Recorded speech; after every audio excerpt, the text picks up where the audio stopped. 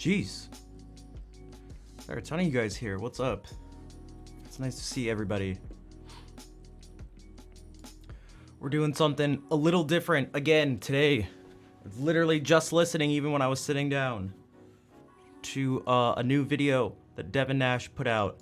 We're going to talk about a couple things that we have been talking about a little bit, particularly the past week, maybe, but on stream quite a bit. So let me bring up this video and we'll go from there. One second. One-handed typing.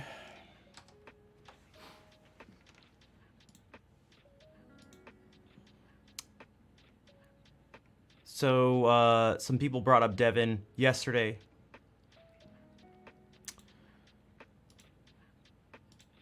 Let's do Lance.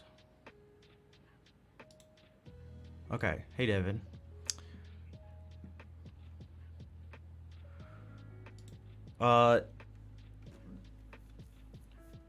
Devin's someone who's been streaming forever and has, he's a CEO of and creator of an esports team and was part of CLG, I believe, which is one of the biggest esports teams, esports companies ever. And he has a lot of like inside special sort of inside views on thing due to his position. He gets to see things that a lot of people don't get to see. And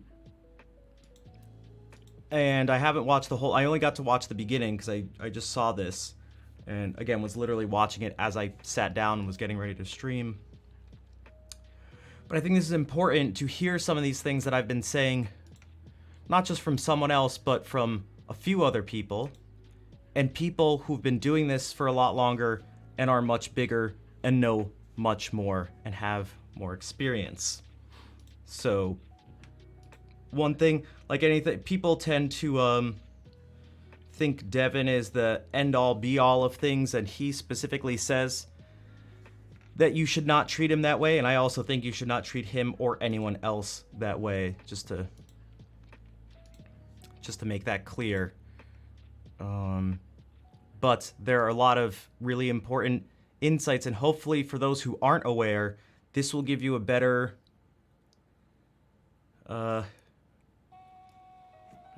perhaps if it wasn't there, maybe a better view of what it's like for me and other streamers from the top to the bottom.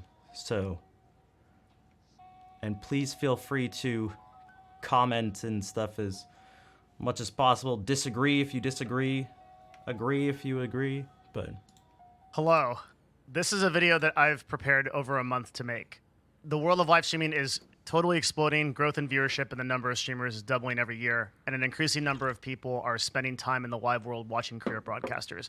But I don't think that we really talk about what that career actually entails. You hear about it from place to place, but there's no one location to get a full idea of it. So today what we're going to do is a complete breakdown on the truth about streaming and what actually comes with it. So please join me for one of the most important videos I've ever made. Two quick things before that. Our community is represented by Discord, discord.gg/Devin, which is the kind of central place where we talk about all kinds of things in this industry, including marketing, business. So if you like this kind of topics, please do join the Discord. And my second ask is a heavy one, and it's I'll try not to do this too often, but I have started a Patreon to support this YouTube, patreon.com/Devin Nash, and I would really appreciate if these types of videos have added some kind of value to you. I do custom content over there every day, and I would appreciate if people looked into that. And of course, there's absolutely no obligation. Everything will always be free. But those two quick announcements, Patreon and Discord. They'll be in the links down below. Okay. So with that said, let's get to it. Why did I decide to make this video? I have been thinking about this subject also, if anyone has any questions about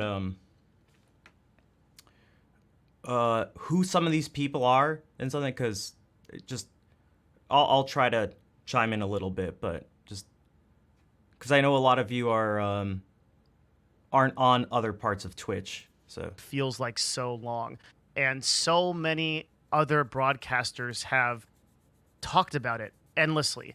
What pushed me over the edge, I think, was Asmongold's recent video where Asmongold is one of the biggest streamers ever and focuses on World of Warcraft. That's like his thing, but he's just at the top of the top and has been doing this forever. Posted what's really been happening, and Asmongold opens up about his he's actually like I rarely watch his streams, but I really I like the way he does stuff, and I've seen him on podcasts and stuff, and I like his approach to, I don't know, I like the way he talks about things, but that's life and future. He talks about the massive mental effect of streaming and how he needs to orient his life in a whole different way in order to be able to sustain broadcasts at the level that he does. We also see this from pretty much every significantly full-time creator. I mean, in terms of time invested. And this is not just from larger broadcasters, but also smaller broadcasters. The mental health toll of broadcasting is something that affects every size of broadcaster, and we are not talking about why. Like, we see over and over again that there are these people who... I'm trying to talk about why. That's what I was kind of talking about yesterday, when I was like, I don't want to not want to talk about these things. I like talking about them. I don't think they're bad. Not only do I not think they're bad, I think it's good. We're talking about mental health problems. That's what I was saying, for those who weren't there yesterday, you should still be able to follow, but that's what I was referring to as negative things. Negative isn't the best word. But mental health issues are not fun. They're not good things, but it doesn't mean they're not important to talk about. It doesn't mean they're not interesting. I would like to talk about them. And people aren't. There's a lot of pressure all over the place to not talk about them, while simultaneously saying we should. That part actually, I think, makes things even worse. Gaslighting isn't the right term, but there's a weird paranoia when you go, we need to talk about this, and then you talk about it, and people go like, oh, stop talking about this. It's like, well, what? Challenges, I don't know about opportunities. Maybe there are opportunities in talking about it, Scotty, but challenges, definitely. It's a mental issues with mental health are they're challenges, for sure. These problems, but I don't think... What I'm trying to say is that it's not, again, I almost like using the word fun. It's not fun. It's not a fun thing. Even if it's interesting, it's not fun. Anyone has really explained in completely coherent form why these things exist, and that's what I'm going to try to do today. So let's take a look at like what I kind of mean. So here's a really powerful clip from Asmongold on this subject. Like, and that's the thing, right? Is like, I like having fun. I like. Also, you guys think I have the best eyebrows on Twitch? The only person that compares, and we have different eyebrow styles, so the only person that compares is Asmongold. All right. Totally important comment to add in there. All right. Asmongold on this subject. Like, and that's the thing, right? Is like, I like having fun. I like playing things up. I like doing that stuff. And honestly, like, if I can't do that, if I can't have He's not fun, even eyebrow. and I have to constantly like watch what I say because people are gonna take it and like use it against me, I just don't want to stream anymore. And that's really the truth. Like, there's a big part of me that just wants to quit. I don't want to do it anymore. It's not fun. I'm not enjoying myself. And if it keeps up this way, I probably will. So you can just see the emotion here, right? And this is Hassan commenting on Dan's Gaming, kind of a mental health meta commentary on Dan's Gaming, who was expressing at this time. So Can we just pause for a second? You're watching me watch Devin Nash, watch Hassan, watch Dan's Gaming. All right, continue. the difficulty of Let's broadcasting. just continue. Who would have thought that sitting in your And none of us are covering each other up. This is incredible. I didn't plan this. None of us are covering each other up. This is living room and talking into a camera for 8 hours a day would have lasting negative. Let me go. Let me not talk. thought that On Dan's Gaming, who was expressing at this Dude, unintentional. None of us know we're collabing, but we all are. Whether we. time, some of the difficulties. And if someone watches this, then I won't know it, and again, they won't either. broadcasting.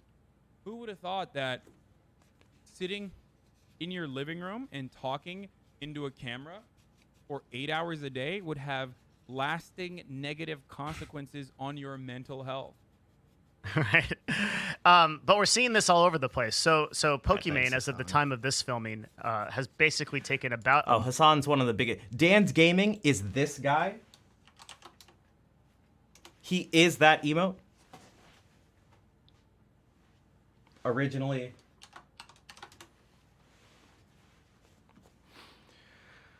In Dan's game, the gross thing.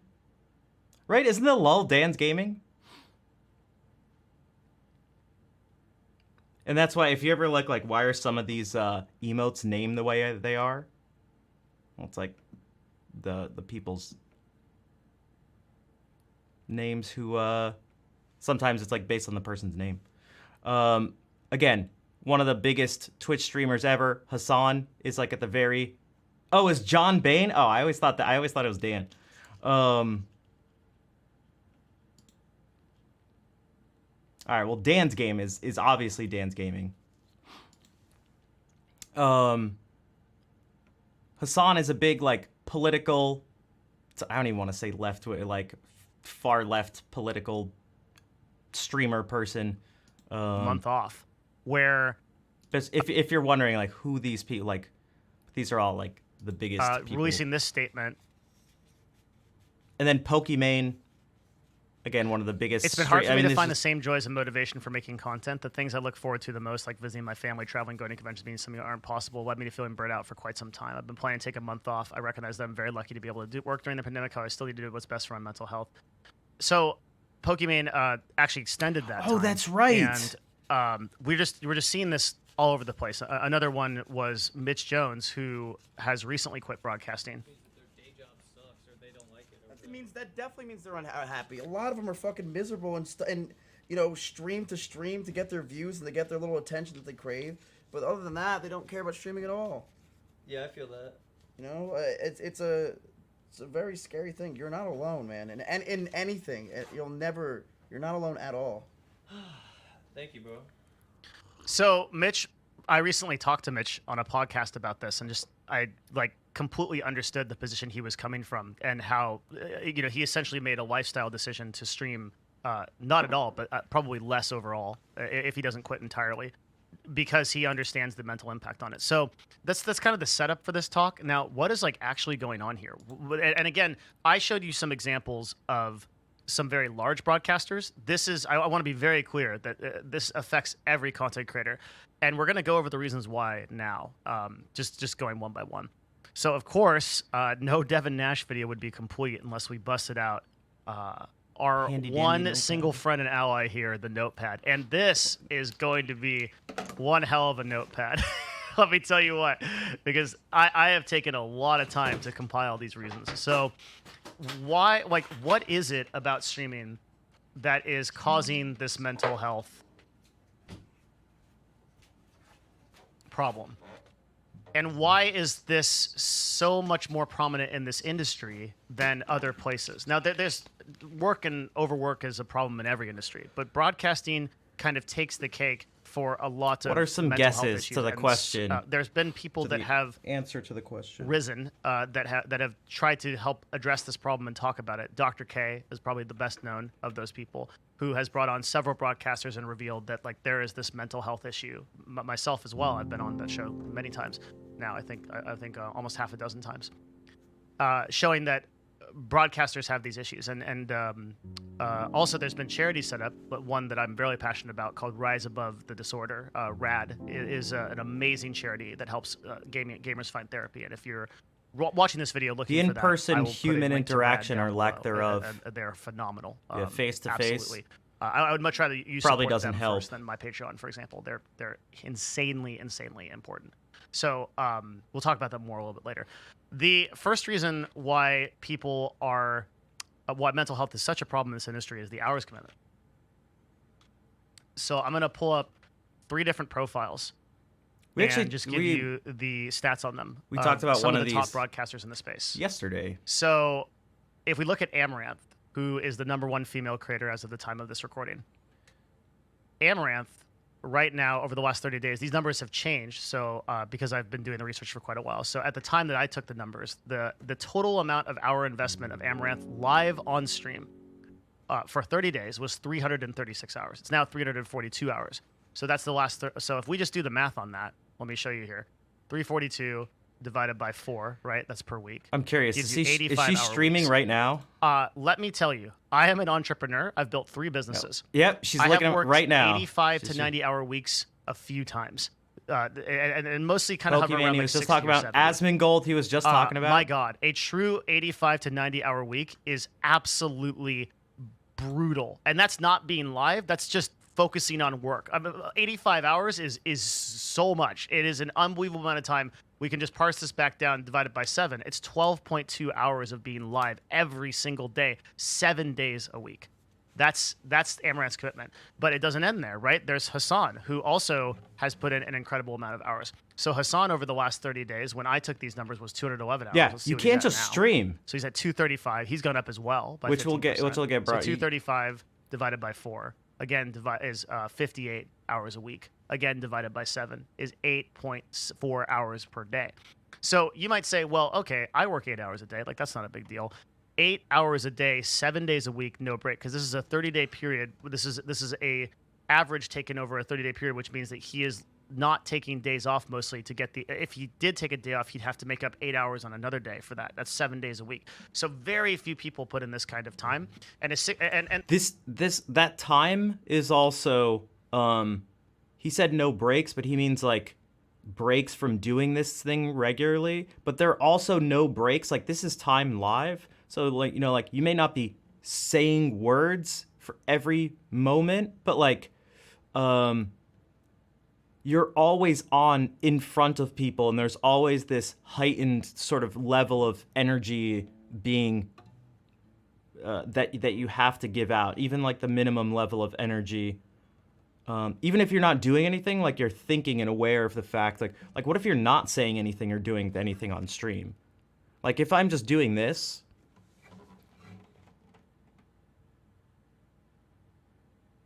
like, that takes energy, because my mind is going,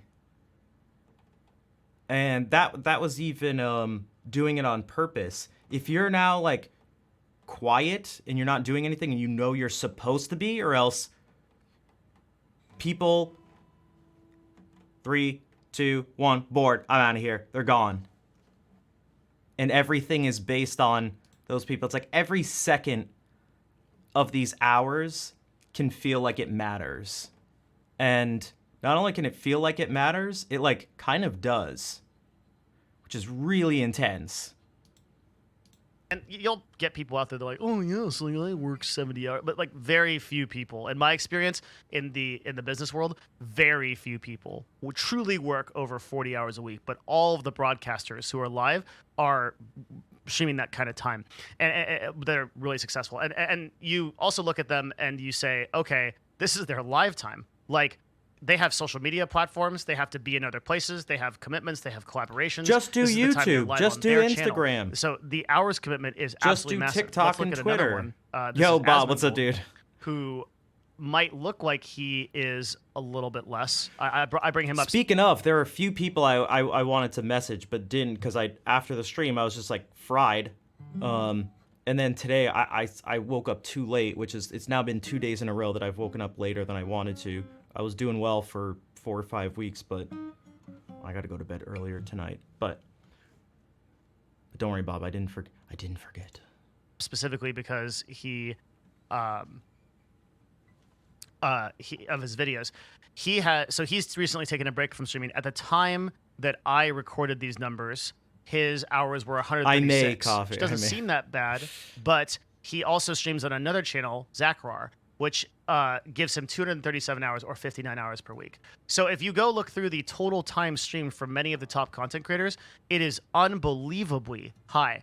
And this is a problem of Twitch as a service. I want to be very clear that this is something that Twitch is responsible for, either inadvertently or advertently, but doesn't take much ownership of. There are many issues that come from live streaming that are just, I think, a byproduct, and they're not Twitch's fault. But this is the one that I think I put to Twitch the most, because Twitch doesn't give discovery to people. Twitch hasn't built a platform that drives users into the platform to discover new people. So if you want drives users into the platform to people, because Twitch doesn't give discovery to people. Twitch hasn't built a platform that drives users into the platform to discover new people. So if you This is what I was saying yesterday too. Someone was like, "Dude, from what I've seen, you're so cracked." For those who aren't who don't know Zoomer speak, the young kids these days say cracked to mean someone's really good at something. So what does cracked mean? Yeah, so I was like half kidding, but yeah. So cracked is like, dude, you're like out of your mind, dude. So like you're crazy at that thing. Crazy, crack, like. So it's like, you're so good at this. And what I responded to them was, well, thank you. I appreciate it. But because it was in the context of like, oh, why aren't you like more popular? You're like crazy good at this. It was like, well, if no one sees me, if I just, whether I am or not, but if I like sort of go with what you're saying, if I'm crazy good, or if anyone's crazy good at something and people don't see them do it, the people don't know they're crazy good at it. And it doesn't mean much. At a high level, if you want to stream, if you want to get people to discover you, you must stream more. And that's the formula. If you're not live, your channel is effectively dead, right? Because all they do is go to an offline stream. This is different from something, say, YouTube or Instagram or any other platform, really, that is providing value immediately when somebody goes to your profile. If you go to the person's Instagram, there are your images there to consume. If you go to a person's YouTube, there are the VODs to consume, and you can watch those anytime you want. But if you go to a Twitch stream and somebody is offline, then that person is offline, and that's the end of it. And there isn't much value to consume there. You could say, well, you could go into the VODs, but there isn't a culture of checking VODs. And also, like, the nature of live streaming is such that you have to be there in the event and the moment. So that also with VODs, especially for music streamers, is now we can't save anything that essentially has us playing music that's not totally original for fear of DMCA strikes. So great. What permanent content is on this platform? Very little. So when you're not live, you disappear. You don't exist. unless you have presence on other platforms. But that's not means that Twitch. the people that What if people can't see you on those platforms because you haven't built those up? It's like you're screwed. put in the most hours are going to grow the most. And this is something that is not going to change. It's just the nature of live streaming. Twitch can make it a little bit better by making the platform more discoverable, but this is a pretty big problem. Let me also say that this does not apply to smaller broadcasters. It's actually the opposite with smaller broadcasters. This is one of the biggest misunderstood things about broadcasting is that if you are a large broadcaster, so a Hassan Abi or an Asmongold, Yeah. the best thing you can do is stream more hours. I'm telling you the problems with it, but that's the best thing you can do. If you are a smaller broadcaster, the worst thing you can do is stream more hours because you will not get more discovery by streaming more hours. It's the number one mistake that broadcasters in the smaller areas do. If you're below 2,000 to 3,000 concurrent viewers, streaming more will just... Also, would you like to, did anybody notice the very specific thing he just said? The details of what he just said?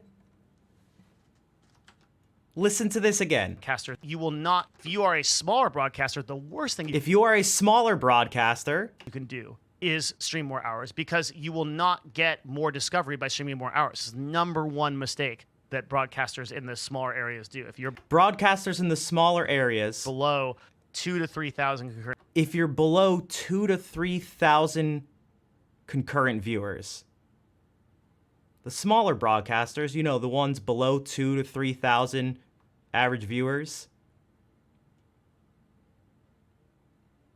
viewers, streaming more will just simply not help you because you're not in the directory getting discovered. So this hour commitment puts up what I call the always-on mentality.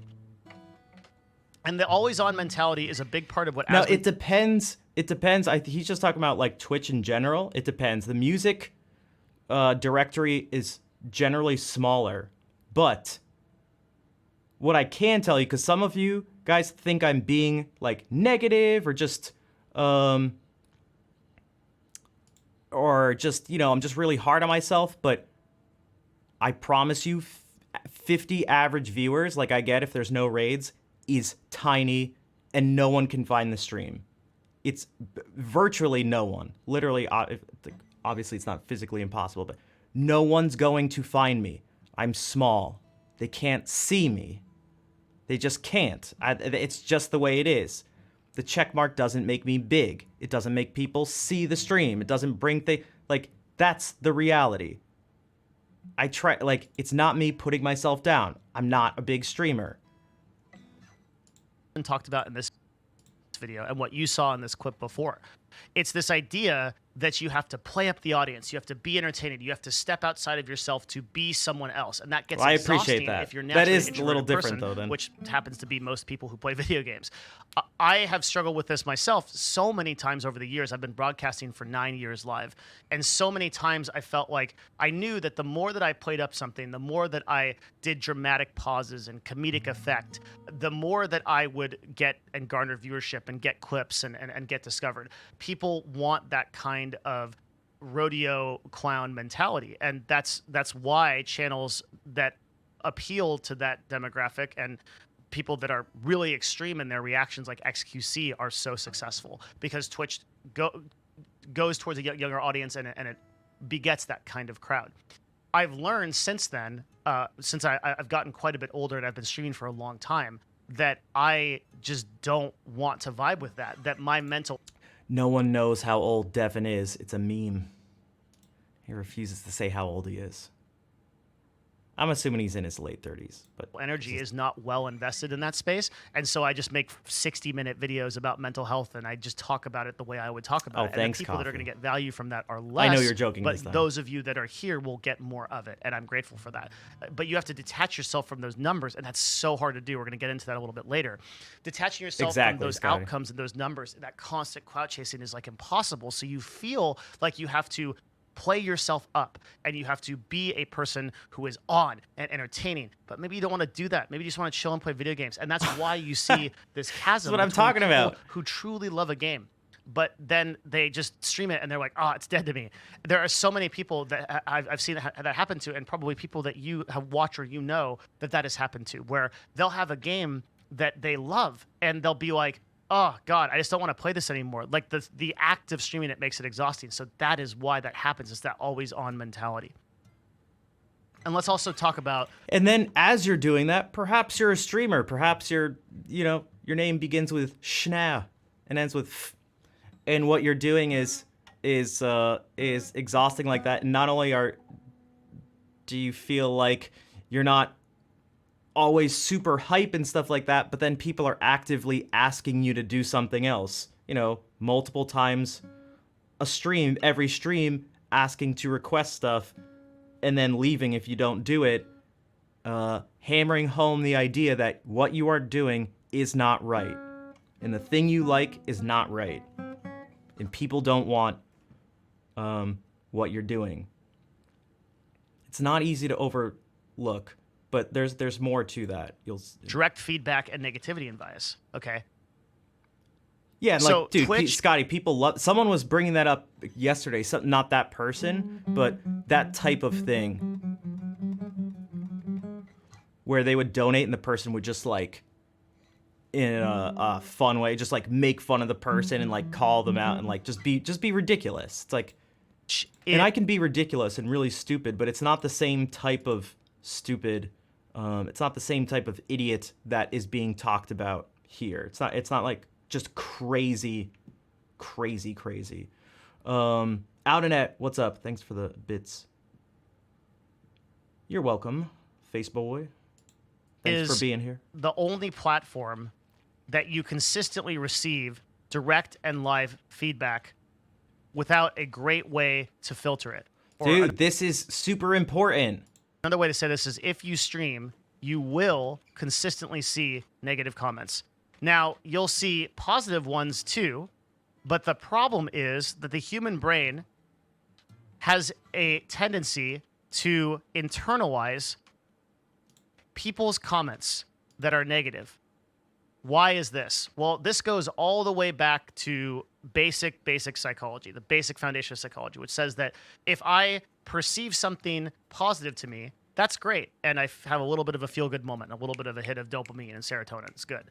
But if I perceive something negative that's a potential threat to me, fear causes me to pay attention to that because that could potentially be a threat to myself, my career, my livelihood, or people around me. So the brain always has a tendency to focus on negative comments. And you can ask any large broadcaster, they might get 99 positive comments, but the one that is a true degradation of their character, it's a true dressing down of their character, is the one they focus on and might bother them for hours. And the problem is that because of the anonymity of the internet, it leads people to be able to feel like they can issue these comments to a person and that person isn't human. Guys, I not say this all the time. I try to, because I'm gonna be totally honest. It's somewhat aggravating because people's comments make it out to be like I'm the only person that does this and that I'm ridiculous for doing it.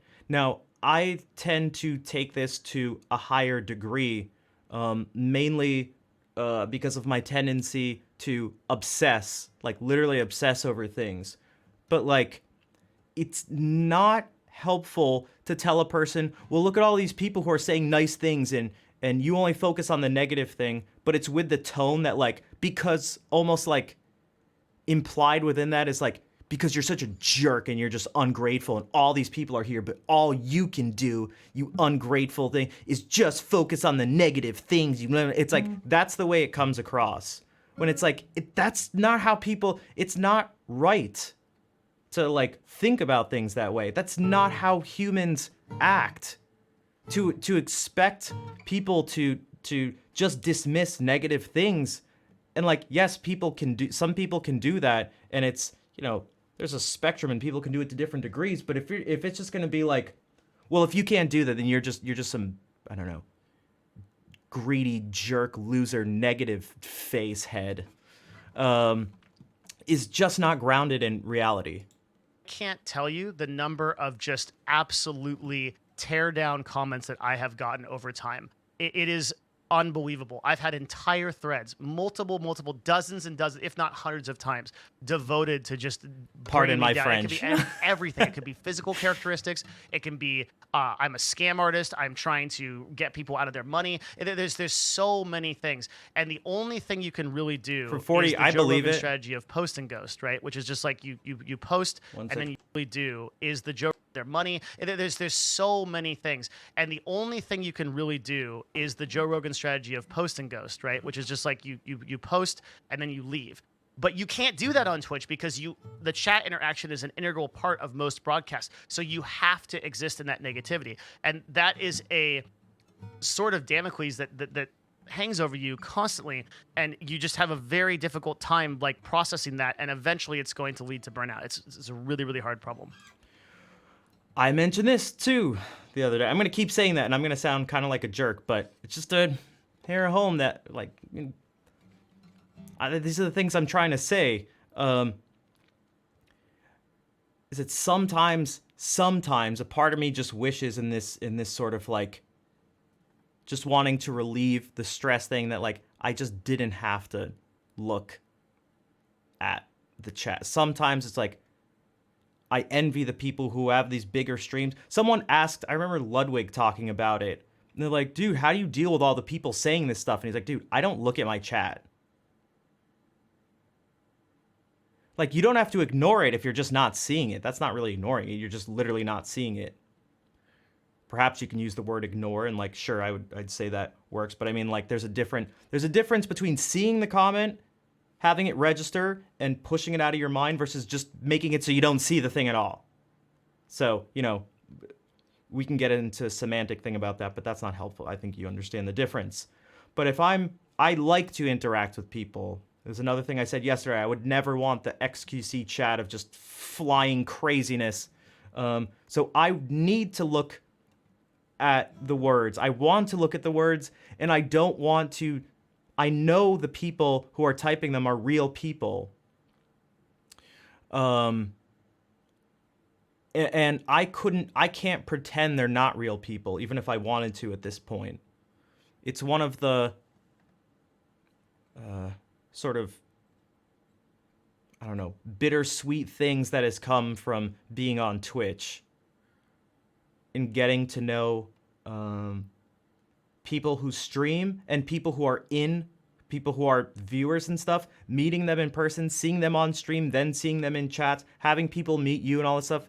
The people in the chat become very real. And it's not real in the sense that, oh, well, if you don't feel that way, then you think that all these people are bots. That's not what it is.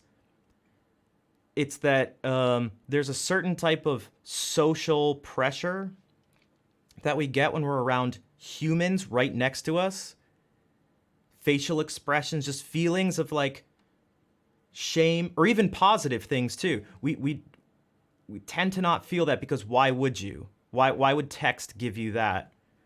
And it took some years of me watching people, then seeing them in chat, and meeting the people in person, where my brain now, like, when someone says something in chat, like, I look, like, yeah, I see Ajax 333221, but that, even though I don't know what Ajax looks like or what their voice sounds like, I do for some other people.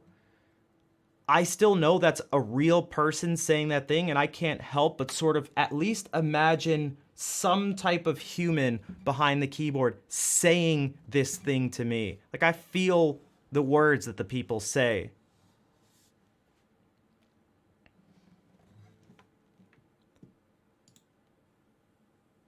So, keeping in mind that my goal in this talk is to outline these problems and to start getting people to pay attention to them. I can't necessarily propose a solution to these because a lot of them are individual to their community or are solutions that you, the viewer, need to decide to do by issuing more positive comments, for example. But that are solutions that you, the viewer, need to decide to do by issuing more positive comments, for example. But that.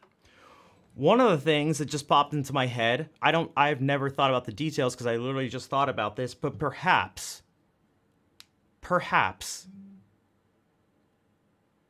this may be a bad idea, but perhaps visibility could be based on some sort of moral system or ranking on Twitch, so that regardless of having a lot of views, if you're at the top and you have 80,000 people, and there are people like monitoring your stream who work at Twitch and go like, holy shit, your stream is terrible.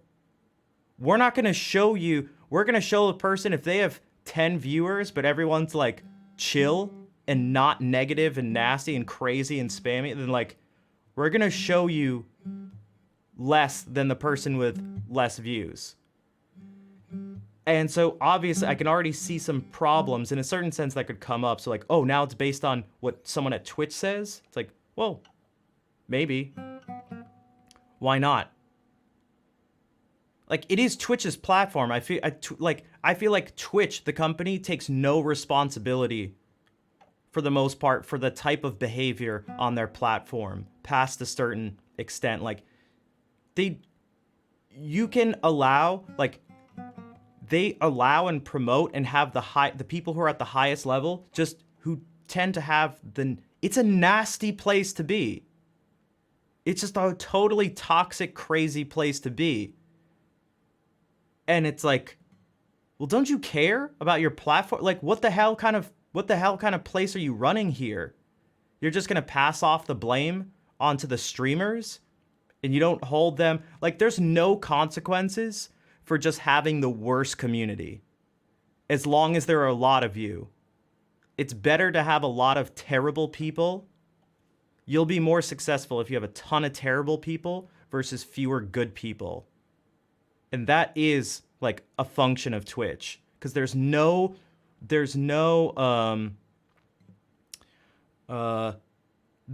to tell the difference between the two, and there's no consequences. And it is, as a business, now I'm not stupid, as a business, it's also probably, well, I don't know. In the short term, it seems like it's in Twitch's best interest to not care and to go, hey, well, are they getting money to us? Good. I don't care how toxic they are. But in another sense, it's like, Twitch still isn't that big, and it's like, how big do you want this thing to get? Like, what kind of people do you want on the platform? Because I would not recommend most parts of Twitch to, like, friends and family. I've said this before, it's embarrassing. I'm literally embarrassed.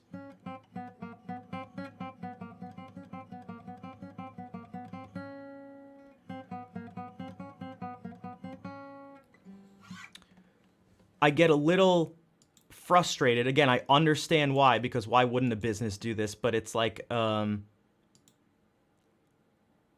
guys, just don't even try to say that you care. Like, people at Twitch, like, just don't even try to say that you care. Like, just please don't. Just, like, be quiet and just let the stuff happen.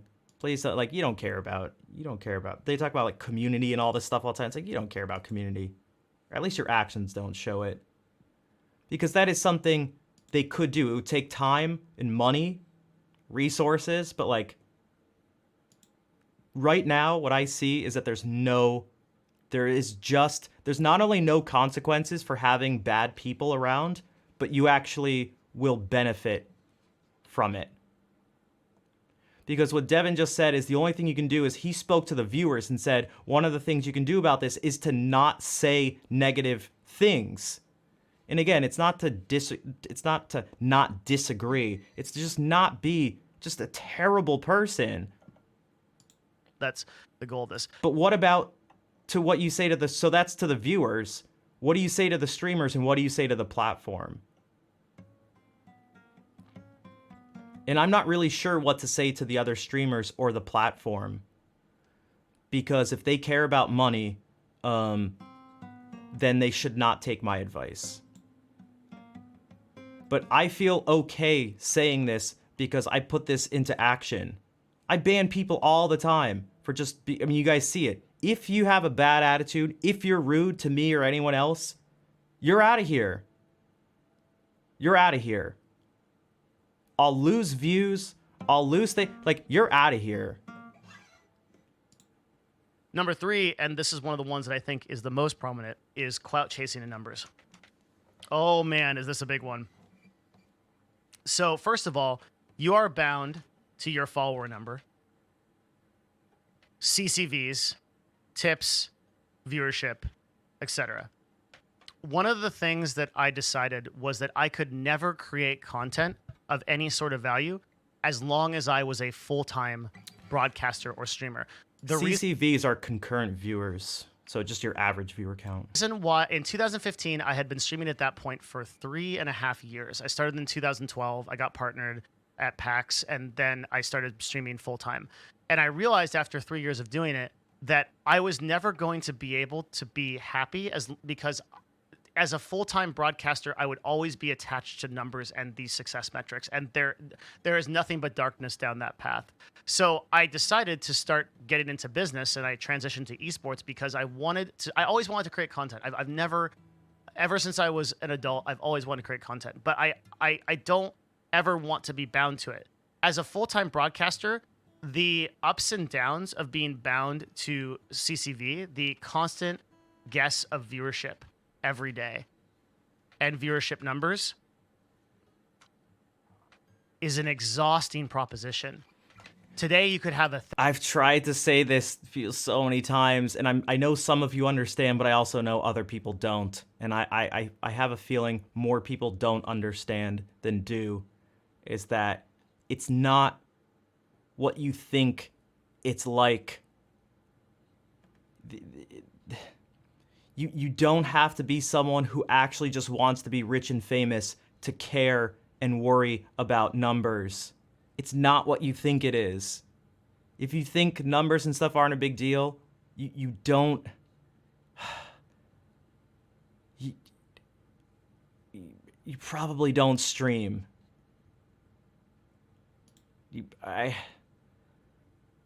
To make money or friends, well, it doesn't have to be one or the other. I have a feeling if the people are like me, they did it, well, not to make friends, but closer to that. You're saying non-monetary things, the social things. But then if you want to do that at a sustainable level, you need to make money. You need to be, if you like what you do and you want to share it with people, you have to grow and get bigger. Like it's not you, it's like your stream, your channel is the number. Like you have to think about these things. 1,000 viewers. Tomorrow you could have 3,000 viewers. And then for the next week, you even out at 2,000 viewers and you feel like a failure. This is a concept that Miri, I what's up? explained in another video. Like the number of people I've seen on the platform, including myself, who stream because they love doing something and then just end up naturally seeing how much numbers and stuff affect the experience of streaming and realize that they're more important than they thought and start to care about it. It's just like, it's so many people. It's so many people. And it's not, you would be just wrong to think that the only people who care about numbers and stuff like that in any form are just greedy people who are in it for money and fame. You would be wrong. You're wrong if you think that. I don't remember. But I feel like that's a really common thing. Like, oh, don't you care about the people around you? Or you should just be happy because there are people who are nice. Like, dude, let's be real. Can we please be real? Because just stop. You're not you're not operating in the real world. Jack, thank you for giving that sub to Miri. What context it was, but it's a really interesting problem that only in live broadcasting can you receive 100% growth and still be miserable. In any other business, if you've got 100% I get you on that one. I get you. of your revenue or and you're not the only one, and we are not the only ones. Your results, you would be ecstatic. But in live streaming, business investing, can you receive 100% interesting problem in another video? I don't remember what context it was, but it's a really interesting problem that only in live broadcasting can you receive 100% growth and still be miserable. In any other business, if you've got 100% of your revenue or doubled your results, you would be ecstatic. But in live, what he said is not totally accurate, but even he knows it because he's about to specify. Streaming, it can feel like that because of the neurotic swings of viewership. And Okay, so that second part is super important. And this is what I try to say to people sometimes too, is that because what he's saying is like 100% growth isn't actually, is it 100% sustainable growth? If you get a raid and your viewer count quadruples, you didn't really grow 4 times the size of your channel. Like your channel didn't grow by 4. There's just this temporary inflation, but that's not real and it's not permanent.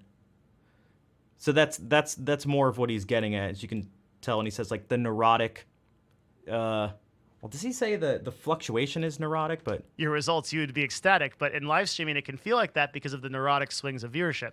okay, so you know what he means though. But that's the thing. That's these types of swings. Is there anywhere else in life where these types of swings to these percentages? Yeah, I think he means erratic. Yeah, that's right. We know what he means. You can be neurotic about it, but yeah.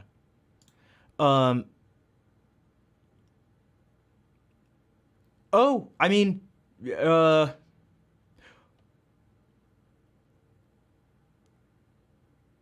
I know you put a kappa, but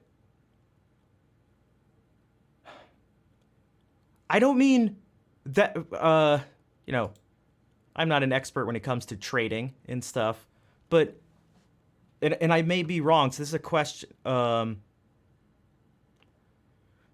those things just like momentary spikes or dips, or are they large swings?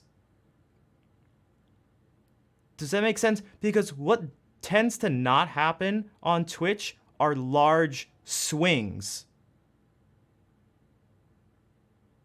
Like almost all the time, it's just temporary things that have almost no long-term impact. And what that leads to is like if something drops, you're not doomed. If something shoots up, you're not necessarily in a good place. You just can't rely, or you can't take anything from it. And so it's like, it's very weird how that is just always the case with streaming. It's just always the case. The numbers, it's like you just can't look at like a single moment. And the problem with the neurotic swings of viewership is you can't actually know most of the time over a short period of time why your viewership is fluctuating thusly. Okay. Thanks, Devin. You might have your suspicions. You might feel like you were off that day. But we've crunched so many numbers at our agency, and we know that the only way to look at viewership consistently over time is over a 90-day period minimum. That's the minimum amount of time, because that's enough for trends to even out and to look at your content objectively as a means of what is your viewership doing, what's your community doing. Way too many people, I mean, from day to day, I have fielded dozens and dozens of messages from broadcasters over the years about how depressed they've gotten and how sad they are because certain days have affected their viewership. This is a huge problem. But in addition to that, you're also dealing with... Well, no, they can't keep it. It's not that they keep it all at the top. They'll rate other people, and you can't. No one is obligated or even morally, except you don't have to do anything like that. But even if they do, like I've been rated by lots of big streamers quite frequently, and it just doesn't do anything. Very rarely does it do something. Like Autopilot was already starting to get pretty big and then got the most ridiculously insane massive raid. Just I've just never seen anything like it, and it made permanent change. Doesn't move the needle, not at all. And I mean not at all. I can show you guys some if you're curious, if you want to like see what it looks like, I can show you. Watch. If you want a visual, a couple of that makes it even better. So the more the person does it, the better. But if I go to like my channel, for example, and we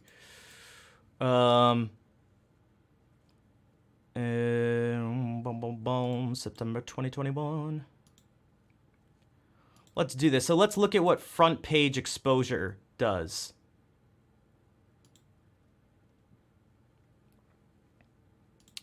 So this is what the front page looks like. This is also what a big raid looks like, where the average viewers, so there were more people, the max viewership, the number of people that raided was much higher than 1,300. Nothing changes. This is almost 3,000 average viewers, and this is almost 4,000 average viewers, and nothing changes. In fact, if you look here, things are like going down. It doesn't change. Nothing changes. Almost immediately, nothing changes. Just goes down, like nothing changes.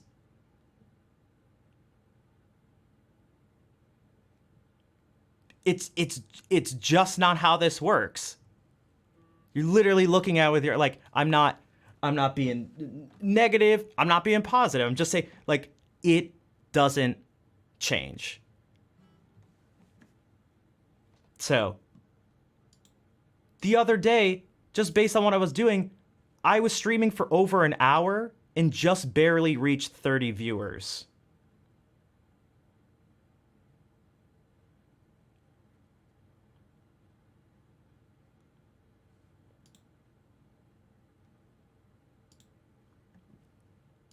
The comparisons to everyone else. So particularly in gaming categories that are very focused, like Escape from Tarkov or Path of Exile or Magic the Gathering, it's very easy to look at the top few influencers in that category and then constantly feel put out because they might be doing better than you. You don't just compare yourself to your own viewership every day. Good God, you also compare yourself to everyone else's. So if someone else is doing better than you, it's almost impossible the way that Twitch is built as a directory system, as a kingmaker, that a person that has 5,000 viewers is inherently doing better than a 2,000 viewer person, which, by the way, is completely not true. What matters on the back end is viewer engagement, monetization. For example, there are people that have 1,000 viewer streams that are making close to $500,000 a year. There are people with 1,000 viewer streams that are making under 40K a year. So it just depends on. I'd rather have the higher engagement, higher positivity, not positivity, but just higher, not rudeness, higher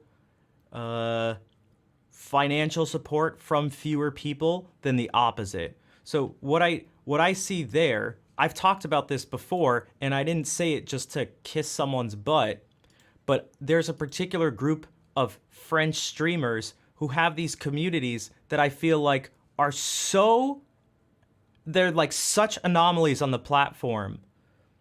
The two who've been around that you see the most are Mr. MV and Little Big Whale. And they stream all the time. There's, relative to their stream size, the toxicity levels are super low. They're super low compared to their counterparts. And there's a whole, I don't know what it is. I don't know how it happened, because I've only known about them since they were at these sizes. But the whole group of them are like doing this in the way that I see as like right or ideal. They're also friendly. Like, I got rated with 6,000 people from Mr. MV stream. Not a single person said anything rude or needed to get banned. Now, obviously, they weren't all talking and stuff or whatever, but like, that's just what happens. Now, one of the things I know is that he's very strict, which I think is important, which is what I was kind of talking about before. You know, he has rules. He has a thing that comes up. If you backseat game, if you just give advice when you just shouldn't, you get banned, and specifically without warning. And that pops up, every 30 minutes or something in a stream. You're gone.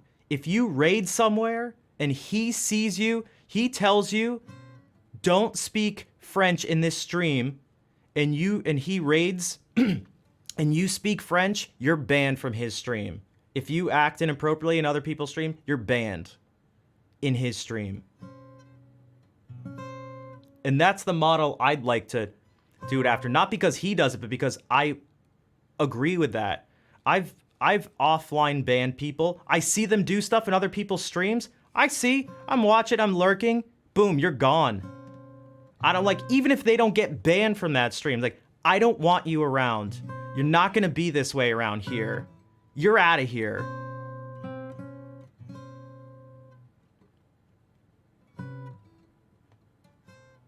Oh, right hand except for my middle finger. Except for my middle finger. What's up, Nick?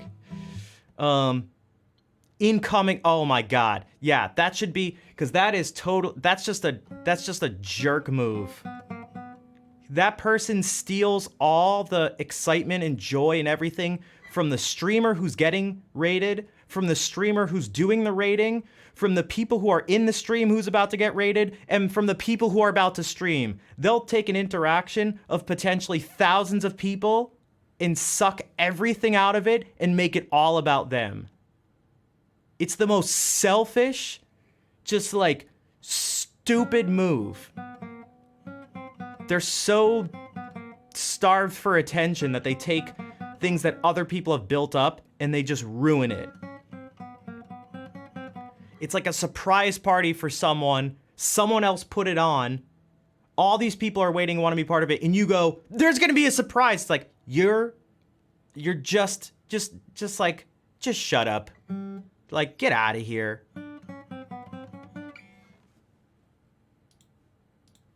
On how you monetize that and how you look at it. This comparison to everyone else is this sort of constant problem that people do, and it's really disheartening to constantly look and see other people outperforming you and feel like your content is not enough. Okay, but we're not done. There's so many things within this. There's Wait, that's also that's a huge one. I feel like there should be more said about that. That's the one that's the closest to being not understandable. So what I mean by that is, you can be the most balanced, healthy person ever. You still need to worry about numbers. There's nothing unhealthy about worrying about numbers or about being concerned, you know, whatever the word is, thinking about them. There is unhealthy things about comparing yourself to other people. That is not what you want to do. But it is understandable, and it is what people do, because how can you not do it? And there is some healthy benefit to it, but typically people take it to too far of a degree, because you could compare and go, if this is actually you and you go, I'm comparing myself to others. They do better than me. But why do they do better? Oh, they do this. Oh, I'm going to make this change. Oh, okay. Like, that would be good. I don't think that's what he's talking about. No, comparing is not always a bad thing. There's a reason we compare. Comparing is important. For the reason I just said. You look and you see what's different and you go like, wait, is there something I can do? Should I change? Maybe you shouldn't. Maybe you shouldn't change. But you can see and compare yourself to people. But typically comparing, just even that word, the way it's used is that there's other sort of things implied within don't compare yourself to others. It's like, don't compare your worth as a human to these other people, and don't make, so you don't want to compare your worth as a human. You don't want to compare your souls. You also don't want to make false comparisons. That happens all the time too. Two people who look different, act different, have different skills, stream different things, all this stuff, and you compare them, and you're like, oh, this person's so much better. It's like, dude, you're not the same. But if you try to compare someone who's like you, and you're like, oh, maybe I should do this differently. That's good. But that is so difficult. Again, all these things are so easy to say. Just don't worry about this. Just ignore negative comments. Just don't compare yourself to others. Just don't worry about the numbers. It's like, yeah, let's see you do it. And even if you can do it, you're very special. So bravo, but you should also shut up, because most people aren't as amazing as you. So it'd be appreciated by me, and I'd appreciate it if you don't do it to other people. And I would feel pretty comfortable speaking for them and saying they don't appreciate it if you put them down and make them seem like they're some weak, shitty person for caring about these things. It's like, just start to understand humans a bit before you place judgment. The matter of parasocial relationships. So not only is there, in fact, I think we're going to go back to that actually. I think that deserves its own category. So I'll go back to that in a minute. There's also a matter of not being able to stream what you want. That is to say, Just to be clear, at this point, I have not seen. When was the last? I think the last part I saw, and then I had to actually start the stream. Remember, I said I was watching this as I was getting ready to stream. It stopped around here. I didn't see any of this stuff, so this is all new to me. there is usually a difference between what a streamer wants to do and what they have to do. What do I mean by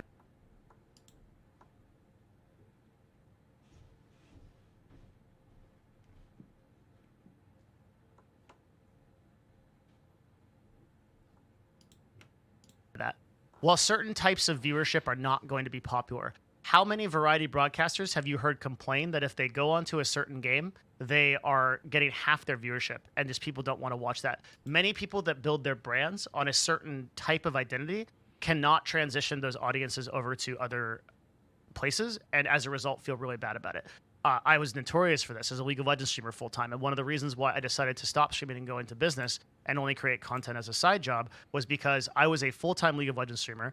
At the time on the platform, I had around 2.5 to 3,000 concurrent viewers and just as Exactly, many Mir, subscribers. exactly. Dude, I was killing it, but I could not play League of Legends. I remember I curled up in a ball underneath my desk one day and I cried because that was how hard it was to imagine streaming another day I believe of it, League Scotty. of Legends and I believe having it. 5 people on my team tell me that I should die and all various other things that I can't mention on YouTube or I get demonetized. That's true, Coffee. So I just on and on and on every single day. And like, I know there might be someone in the audience that's thinking like, oh, well, woe is you. Like you making that kind of money playing League of Legends, bro.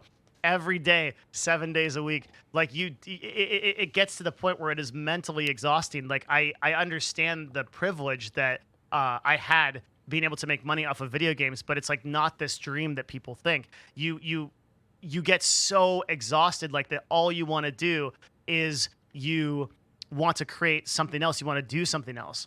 Just imagine like being assigned to some menial task and like no matter what you get paid at some level, it doesn't matter. Look at Asmongold. The guy's clearing millions of dollars a year. He must be compared to his YouTube and his subscriber count, but he's not happy. And you'll see this consistently across every broadcaster in the top levels. Pokimane is so successful. This is what I said yesterday. When people were like, what if you try this out on your stream? What if you do this? It'll help you grow. It's like, I agree. I'm aware of it. And a lot of those suggestions were things I was actually doing and decided not to do because I foresaw myself crashing later down the road, if not having it already have happened when it comes to doing certain things on stream. Like, no one needs to come in and go, well, like, you tried song requests? People will like that more. It's like, oh, I know. I did that. Not only have I not, like, gone, like, it's not like I started and go, I don't want to try it because I think it won't work. It's like, I did it for years. And I had a feeling this would happen, and I tried to fight against it, and I couldn't. And the only situation was to get rid of it and go, if I'm going to find a way to make it, it has to be on my terms. Not because I'm some control maniac jerk, but because it's very clear to me. It's very clear to me that if this isn't the way it works, then it won't work. It's not sustainable. So. Successful. She's a Oh, Ajax, the bot would be, you have to say play. So if people ask, I can't get mad if someone asks me to play something. I mean, I kind of can because it says in the rules to not do that. But when someone demands that I play something, play this, then the bot pops up. It's like, bro, you're not even going to ask? You're just going to demand it? And what, it's your first comment in the stream? bro, are you a human? I am. Do you know I'm a human? Like, who are you? Multi-millionaire. She can afford everything, but money is not solving her problems. Hassan, money is not solving any of these problems. So it's not Was about like always that. an It's not about interesting speaker. I speak a lot, or I don't know if I'm. It turns out this was news to me a couple months ago, but it turns out I have one of the things that may help, and I'm just gonna be totally honest, is that apparently I have a really high verbal intelligence score, but so that may be part of it, but. that success. It's about Captain, the bot doesn't agree, so identifying that there is some real struggle within streaming. Like, one of the worst things we do to broadcasters as a community, listen up, this is so important. One of the worst things Devin. we do to broadcasters is we make them feel marginalized because they play video games, and we make them feel like, oh, because you play video games, you should be grateful, you should be ecstatic that you make money this way. And like, that undermines the reality that this is a really difficult job that is super duper time consuming, has an enormous amount of negativity compared to other jobs. I am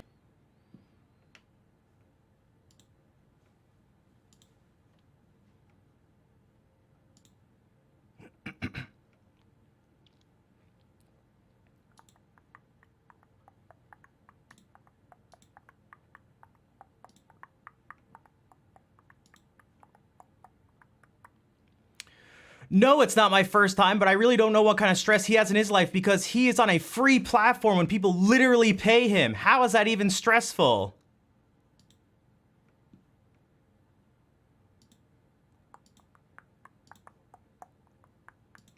I'm so tired of hearing Dude, people Sky, I'm so glad you sent that to me. And it's just like, it's just... log on broadcasting like, oh, you play video games, like that's the easiest thing in the world, must be nice, right? Give it up. Like, that is the worst thing for these broadcasters to hear. A little bit of a rant there, but super important. No, I know you mean, Scotty. I also hate it, but love. It's so good because it's like, it's actually, there's some danger to this, but try to understand what I mean. It can help it can help as a validating thing. Now you can do this psychoanalysis thing where like, oh, you actually want to have people hate you, and it's like, no. I like having evidence of something that I know exists and that people tell me isn't true. So I can at least point to this and go, guys, people believe this. No, I don't agree with what he just said, but I agree that people think what he just said. And a lot of times people are like, no, people don't like, no one thinks that. No, what are you talking? It's like, yes, they do. They're like, no, and I can't point to anything, but I got this message and it was like, here you go. Finally, I have an example of like what I'm talking about. Most people just don't say it like that or say it's like, but I've gotten messages like that. There have been other situations, I've just deleted them, where I've been sent messages from other people saying that stuff about me. It's like, dude, people just, they say that. They believe that. They're just like, fuck this guy. Ungrateful little bit. You're just sitting there with your music. Shut up. What problems do you have? It's like, all right, piss off. Broadcasters don't usually get to do what they want to do. Even if they start streaming a game, like, don't usually get to do what they want to do there, but super important. Broadcasters don't usually get to do what they want to do. Even if they start streaming a game, like Path of Exile, because they love the game, playing that game for thousands of hours, 12 hours a day, being a balloons only streamer or whatever, right, is exhausting. It's so much, and you have to imagine that. Not being able to stream what you want is like one of the number one things that is so difficult, and so it causes broadcasters to get into this place where they just get mentally exhausted, and they can't keep going. Oh, and number 4 is something that is really, really heavy, but I have to talk about it in the context of this video. And that is parasocial relationships, harassment, and stalkers. So just a couple of examples of this. There's a very powerful article on Deserto where Sweet Anita and Choco Barros talk about their respective stalkers. Sweet Anita having a person who slept on her lawn, would peek through her windows, and Choco having a sort of a similar experience where just these horrible tweets. I often think about how I'll probably die by the hands of a stalker and no one could do anything about it. This is heavy to talk about, but if it does happen, I hope my death means something and protects other creators from similar situations. One of our people that we represent, Amaranth, just recently had her house set on fire by somebody that came by and just littered trash on fire, and it almost blew up her car, right? This is the heaviest thing I'm going to talk about. I'm sorry I do. And like, you got to bear with me through this because this is something we've got to get out there, guys. Like, particularly for female broadcasters, the issue of harassment is unacceptable. Here's the aforementioned Washington Post article about Amaranth and her house getting on fire. But this is not exclusive to female broadcasters. XQC had to leave his home because of people doing SWATs and people doxing his house. Multiple broadcasters have had to move. Hassan, upon buying a house in Los Angeles, at the time of this recording, this was just a couple of weeks ago, immediately had his address leaked. He didn't even move into the house yet and immediately had his address leaked multiple times. People spamming his address. I remember I was doing a stream with Hachubby, who is a Korean creator who's amazing, does really cool IRL content. And Hachubby, we were walking by a location, people were just spamming an address. This also happened with my girlfriend. I'm Jasmine, who was a IRL content creator, and she was getting her address spammed and had numerous messages from unscrupulous people. Like, this is such an issue. It's such an issue. Dude, someone died from a swatting. Just a fake thing. That person did nothing wrong, and just from a fake call, a troll had the person swatted and they died. That if you are a high level broadcaster, shot. I would say within the top 0.1%, at some level, you are inevitably going to run into this. I'm sorry to say, if you're a female broadcaster, it's guaranteed. One of the reasons why why VTubing is taking over and becoming such a prominent thing is because VTubers get to be more anonymous. So people like Silvervale and Momo have talked about It is very illegal, and it's been taken more seriously.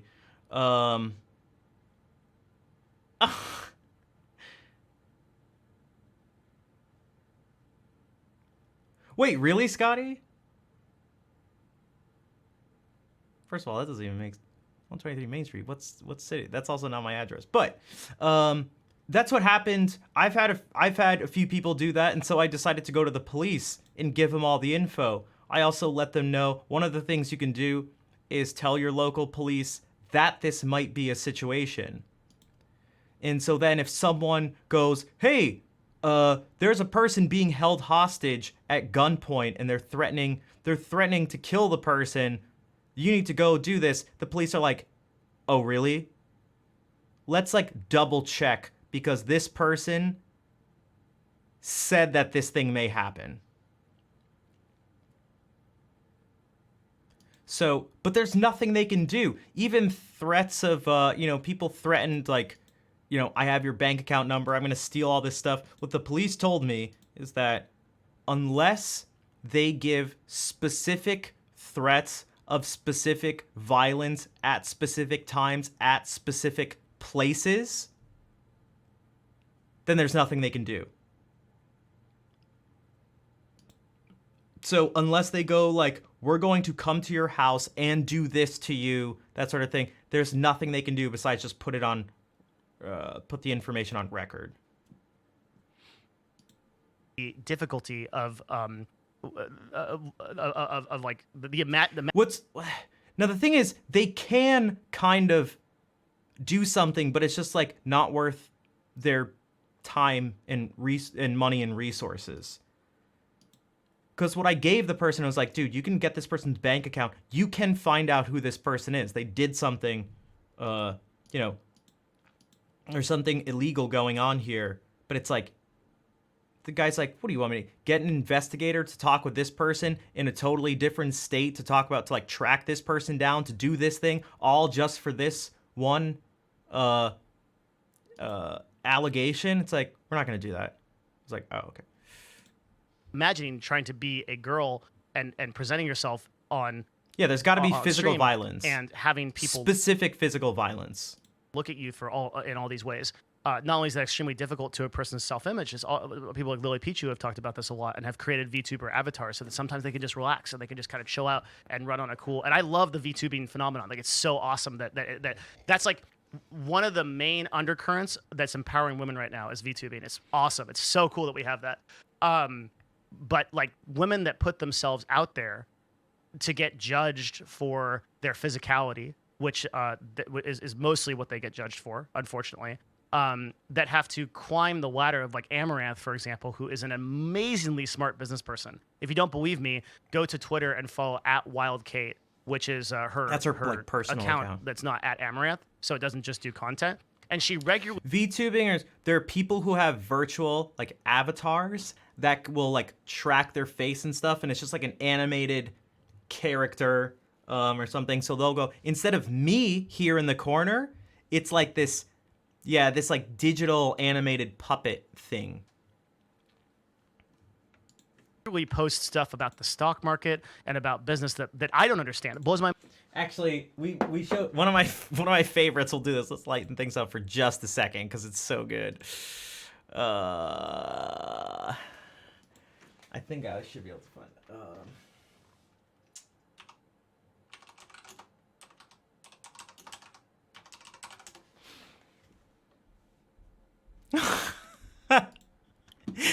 Oh my god.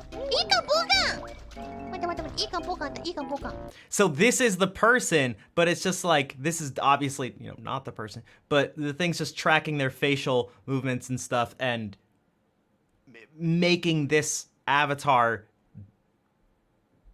act out what they're doing. It's just-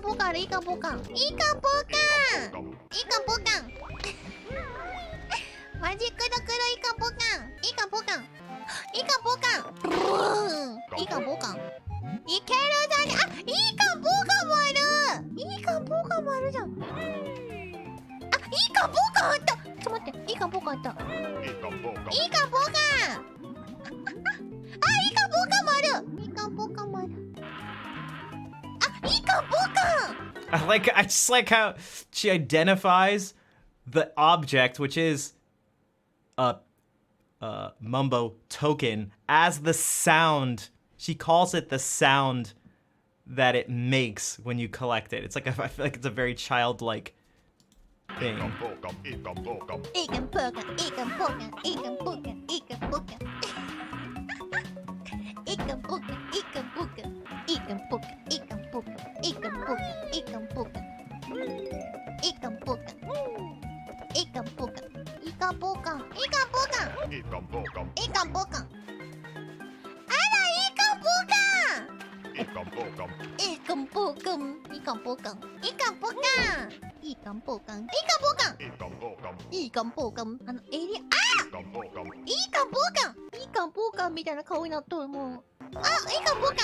I wish I got this happy and excited about a collectible in a video game.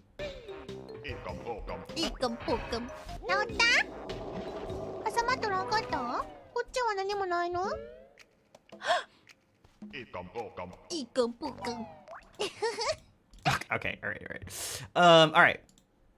my mind, right? It's just the stuff that she clearly shows she is very, very on point and connected. So this woman is a genius when it comes to business, and obviously that's what has caused her to rise to the top.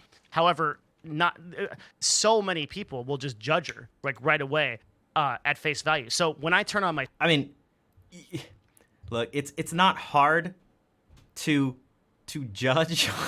It's not hard to judge. Because we don't want to be too extreme one way or the other. We don't want to be too extreme. Oh, we didn't get any looking. Yeah, we don't want to pretend that this is some person talking about finance or something and people are just being ridiculous. It's like, come on. But,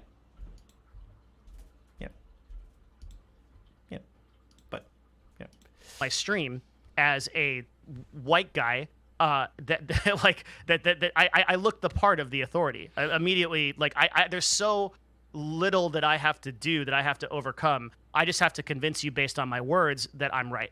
But Amaranth has to climb an entire mountain before even getting there, and then she's judged with the same stuff that I am, if she ever is. So it's a really difficult state of affairs, and this is a issue that... Okay, I need to...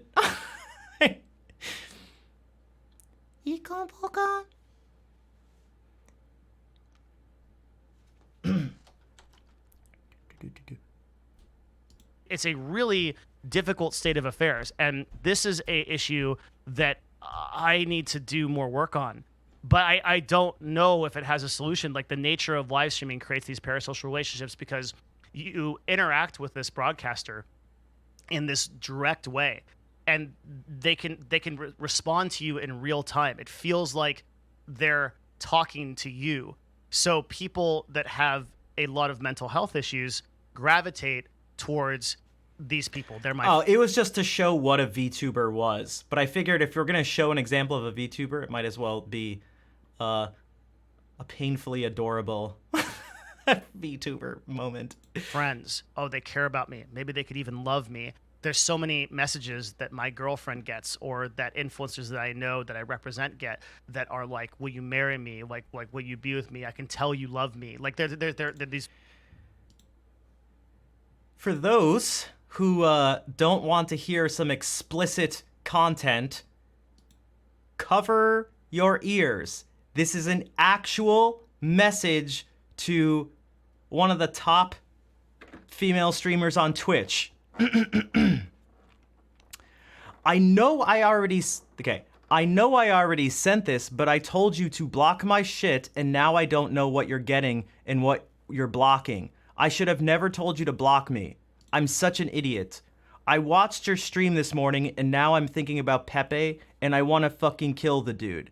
I'm lying here in my sister's basement. I'm not sure about moving to Atlanta anymore. I could hit up and fuck chicks from high school and college, but I don't want to. I was a jerk earlier, and I'm sorry. My shit isn't more important than yours. Seeing as over 100,000 people care about your stuff, the opposite is really true. Look, I'm part Swedish. I'm a pianist. My hands, your back, good times. You can think whatever you want about me, but you don't know me. Only my exes and my friends with benefits, and I know. I'd like to show you what I can do. That's a gift you'll have to give to yourself. Let's go for a hike. Let me buy you a protein-style In-N-Out. We can make an 80s beat, storyboard a vid. I'll massage your clitoris with my tongue and melt your troubles into next year. You help me get my testosterone back, and then the world is ours for the taking. I really hope you hit me up. More than anything, I miss you so damn much. Person's name. God damn it, dude, I love you. I hope you give me a chance to show you what that means.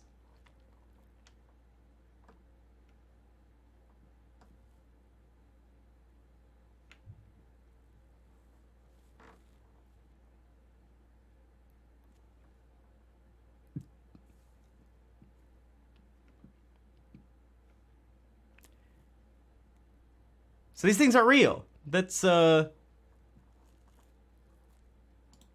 really sad messages. Sometimes Kinslayer, thank you for the resub. Welcome from to that interesting message. Female influencers that they show me. They're just Okay, pages we're and back. pages of people writing with no response back, and this is something that is really difficult to talk about, and this is one of the reasons why going back to Rise Above the Disorder, Rad, I cannot stress enough that maybe if you know a person, or you are watching this video and you're here, please, like, consider that charity. It's get connected with therapists. Like, the ultimate thing that we can do to help this process is to encourage people that therapy is okay, and that it is okay to see a therapist, and it is great to see a therapist, and that everyone should be able to do it. If we lived in a country, in a world where mental health was more highly valued, we don't. So it costs money, and a lot of people a lot of people are privileged out of it. So Rise Above the Disorder tries to connect people to people who can get for affordable mental health or free mental health, and it is an incredible charity. Dr. K is also doing a lot of work in this area. So those are the... Okay, he said it now twice, and I was already thinking about it. This is where I'm so torn unhealthygamer.gg, and Dr. K, who's the person who, because he's doing good things, but like I'm really sketched out and creeped out by the methods and the ethics behind it. Because his coaching thing, his streamer coaching thing is literally just uncertified therapy masked as coaching. And it really makes me uncomfortable. Makes me very uncomfortable. And I actually I recorded these private things when I was doing it because I got to do it for free. And just to show it's like what's going on are therapy sessions by people sometimes. I mean, he did it on stream. I don't understand really what's going on. He recently did this on stream with someone who's acting as a therapist, but the person's 20 years old and has no qualifications, experience, credentials. And the goal is to uncover past trauma and work through it. And the sort of linguistic sleight of hand is that will, if you can work on your issues and past traumas and problems, then your stream will be better. So therefore we're like coaching you. But it's like, this is just unqualified, uncertified therapy from young kids. It's like,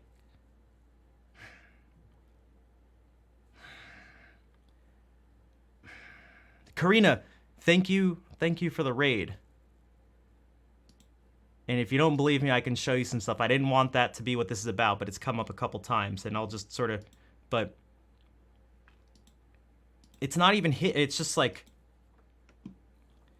it makes me incredibly uncomfortable, especially because it's so unpopular. And I get the feeling that he does it so that, I don't know, for views and stuff. Brings on popular people. The chat sucks. I don't like it. The two people that I'd recommend right now, but this is an issue that for money. Oh, for like a good amount of money. Yeah, it's all for money.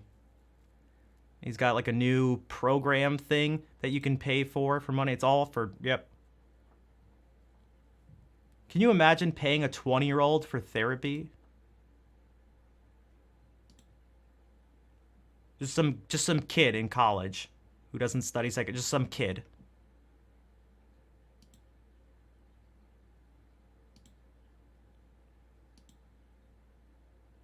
It's I don't see how it's not actually like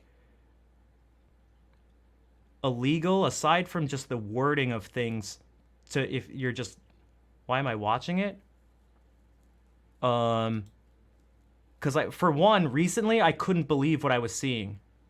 I couldn't believe he was showing this on stream. He did a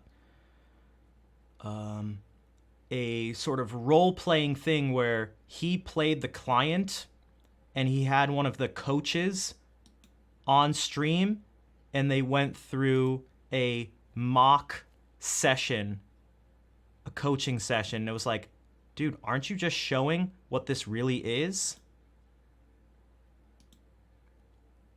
And I was like, this is so weird, but he's become just like an untouchable stream god thing that everyone holds in the highest regard. So if you say something, which I have, and people have gotten mad at me, but it's like, dude, this is not... There's a reason we have certifications and laws and rules.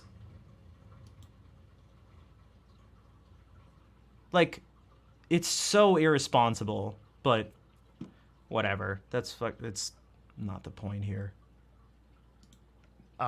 If there's anything I want you to take away from it, it's just to be aware of it and to support broadcasters that are going through it. That's all. That's the only thing that I think I could recommend here. Support the charities and the broadcasters that are going through it, because this is like the real hidden dark side of broadcasting, and maybe it deserves its own video and like compilation. It's a tough one. It's a real tough one. Compilation. Stalking compilation. Let's get on to a little bit of a lighter topic. Give me a sec. Cheers. That's a lot, and I just obviously I've just been in this space for so long. That made me tear up a little bit, man. That's crazy. Just because I'm so passionate about it, and I feel so bad for the people that are going through it. I just feel so bad. Is the speed different? No, Okay. it's on the. The fifth one is direct competition. Let's see. So, Twitch creates a directory system that puts you one-to-one with other streamers in your genre. Wait, this is what I said yesterday too. I talked about competition and how competition isn't. I hate that person and I want to beat them and I want them to fail. And their viewership. That's not what competition has to be. There's also a concept called crossover viewership. So we're going to look at a map of communities on Twitch. You may have seen this, may have not. And this is an older map. I just pulled up one. So what you'll see here is a interconnected group of communities. This is represented by Kagursh, who is an awesome, awesome person that updates this map. Behind And what you can see here scenes? how these communities intertwine. So if you look at the purple, for example, you'll see XQC, Mizkif, GM Hikaru, Soda Papa, and Greek God. You'll see that everybody in Twitch is connected. On YouTube, since there's mostly algorithmic discovery, this is not the same way. But And sometimes you guys wonder why I bring up XQC and stuff on stream. He is like at the center of Twitch. Twitch is actually, it may not seem like it because it seems like such a vast platform, but it's actually like quite a niche platform in a really real way. And you can expect to have a certain percentage crossover with other audiences that are within your genre. One of the ways to look at this is you can go into your dashboard if you're a creator, and you can see the crossover audience that there is with other creators. So it'll show you. So I did this a while ago. What I found was that at the time, Claire and I shared 50 to 60% of our viewers. And so what we decided to do was, for the benefit of both of us and the people who tend to watch us, was to never stream at the same time.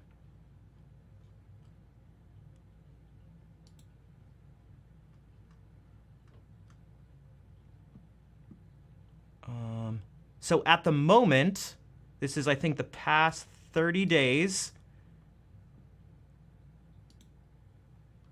These are the people who I share percentages with.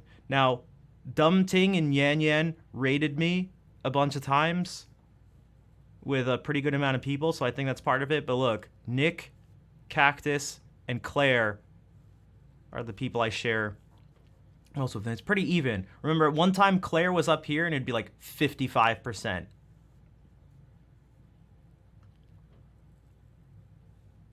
You can also see the people who view this stream, what categories they tend to watch. Just chatting and music is the biggest one. Actually, other is the, well, you know, but I think on the bottom right of the Insights dashboard, it'll show you streamers that you have viewers in common with, and you'll be surprised if you have over like 100 to 500 viewers. Like, you'll have huge crossover audiences, like sometimes upwards to like 20 to 50% crossover audiences with other broadcasters. So it just goes to show just how closely knit these communities are. So Claire and I were good friends and still are, but because we're talking about at this time when we shared a bunch of things, because we were friends, we were our biggest competitors. Because we were friends, because we spent so much time around each other's communities, all this stuff, and shared all this, it made us the biggest competitors with each other. There's so much like, no, there's no competition, everyone's just friends, and blah. It's like, no, guys, stop. Stop saying fake nice things. These things aren't even not nice. They're just like, stop saying weird things that aren't true. No one competes and we should all, it's like, shut the fuck, like, stop. You sound stupid. Like, going into this is like the IRL kind of like live stream meta reacts communities, but we can go over here to like some of the more esoteric communities. Like this one is like the Spanish community. I say esoteric; it's actually the biggest community on Twitch. Ha! I did a video about that. Let's try again. oh, this is the and you can person go that to the biggest community on this is the person that raided Autopilot and made his channel like quadruple in size permanently. Twitch. Ha! I did a video about that. Let's try again. And you can go over here to like some of the like the Japanese community or some of the like what is the yellow community again? I can't remember. Oh, sports and things like that. Yeah. So you look and some German streamers like Montana Black and things like that, and look over here and just see how interconnected they are. So it's very easy if there are 2 or 3 broadcasters in your category to view those people as direct competition. You don't really view YouTubers in the same way, and this is actually a problem that is getting better on Twitch because collaborations are happening. So people are more comfortable with sharing viewership, which is good. That's a good thing that's improving. Broad toxicity. Okay. And that's gonna happen. It wouldn't be a Devin Nash video. I still can't stand. That is still. Ordo's situation is still wouldn't be ideal for me because every time I like pop in, I just see people. Everyone's just like most of what I see is just people demanding things from him, and it's like, oh God, dude, how are you not losing your mind? If I Do this, can you do blah, blah, blah, and it's like most of the people, like especially after that, were Spanish, like do this Spanish thing. It's like, God, dude, I don't get like stop. recommend what to do. So the next section is going to be just some of the things that I think we can do to start dealing with this problem. But before you did that, where are we at in the video? We're 36 minutes in. Okay, I think that's it. That's short. I thought that'd be. It was probably a little bit shorter because of edits. It must be like 33 or 34 minutes in. So if you're still here and you're 35. At the 33, 34 minute mark, it is or a wherever zero-sum I said this, game, yeah. Post a comment. Let me know if you like these videos and you're listening this whole time. Oh my God, you should just post up and let me know. I love the people that are like haven't fallen asleep and are like, I'm here, I got it, I've been here, I'm watching the whole video, I'm listening. Also, if you haven't subscribed at this point, but you've listened 33 minutes, perhaps maybe consider doing I am that subscribed. because you might be invested enough to be a subscriber. Okay, I have multiple YouTube what do we do? accounts. Yeah, what do we do? Yeah, I I don't think the know, first thing, Decoder. I don't know. and the most Maybe he obvious thing doesn't is care. I awareness. mean, I don't know. Everybody's Straight up different. awareness. You, I'd as pound an my head. individual viewer, regardless of whether you're a content creator watching this or not, but as an individual consumer, being aware of this issue already empowers the issue. If everyone, there's an amazing quote. I'm gonna find it right now. Hey, Asgard.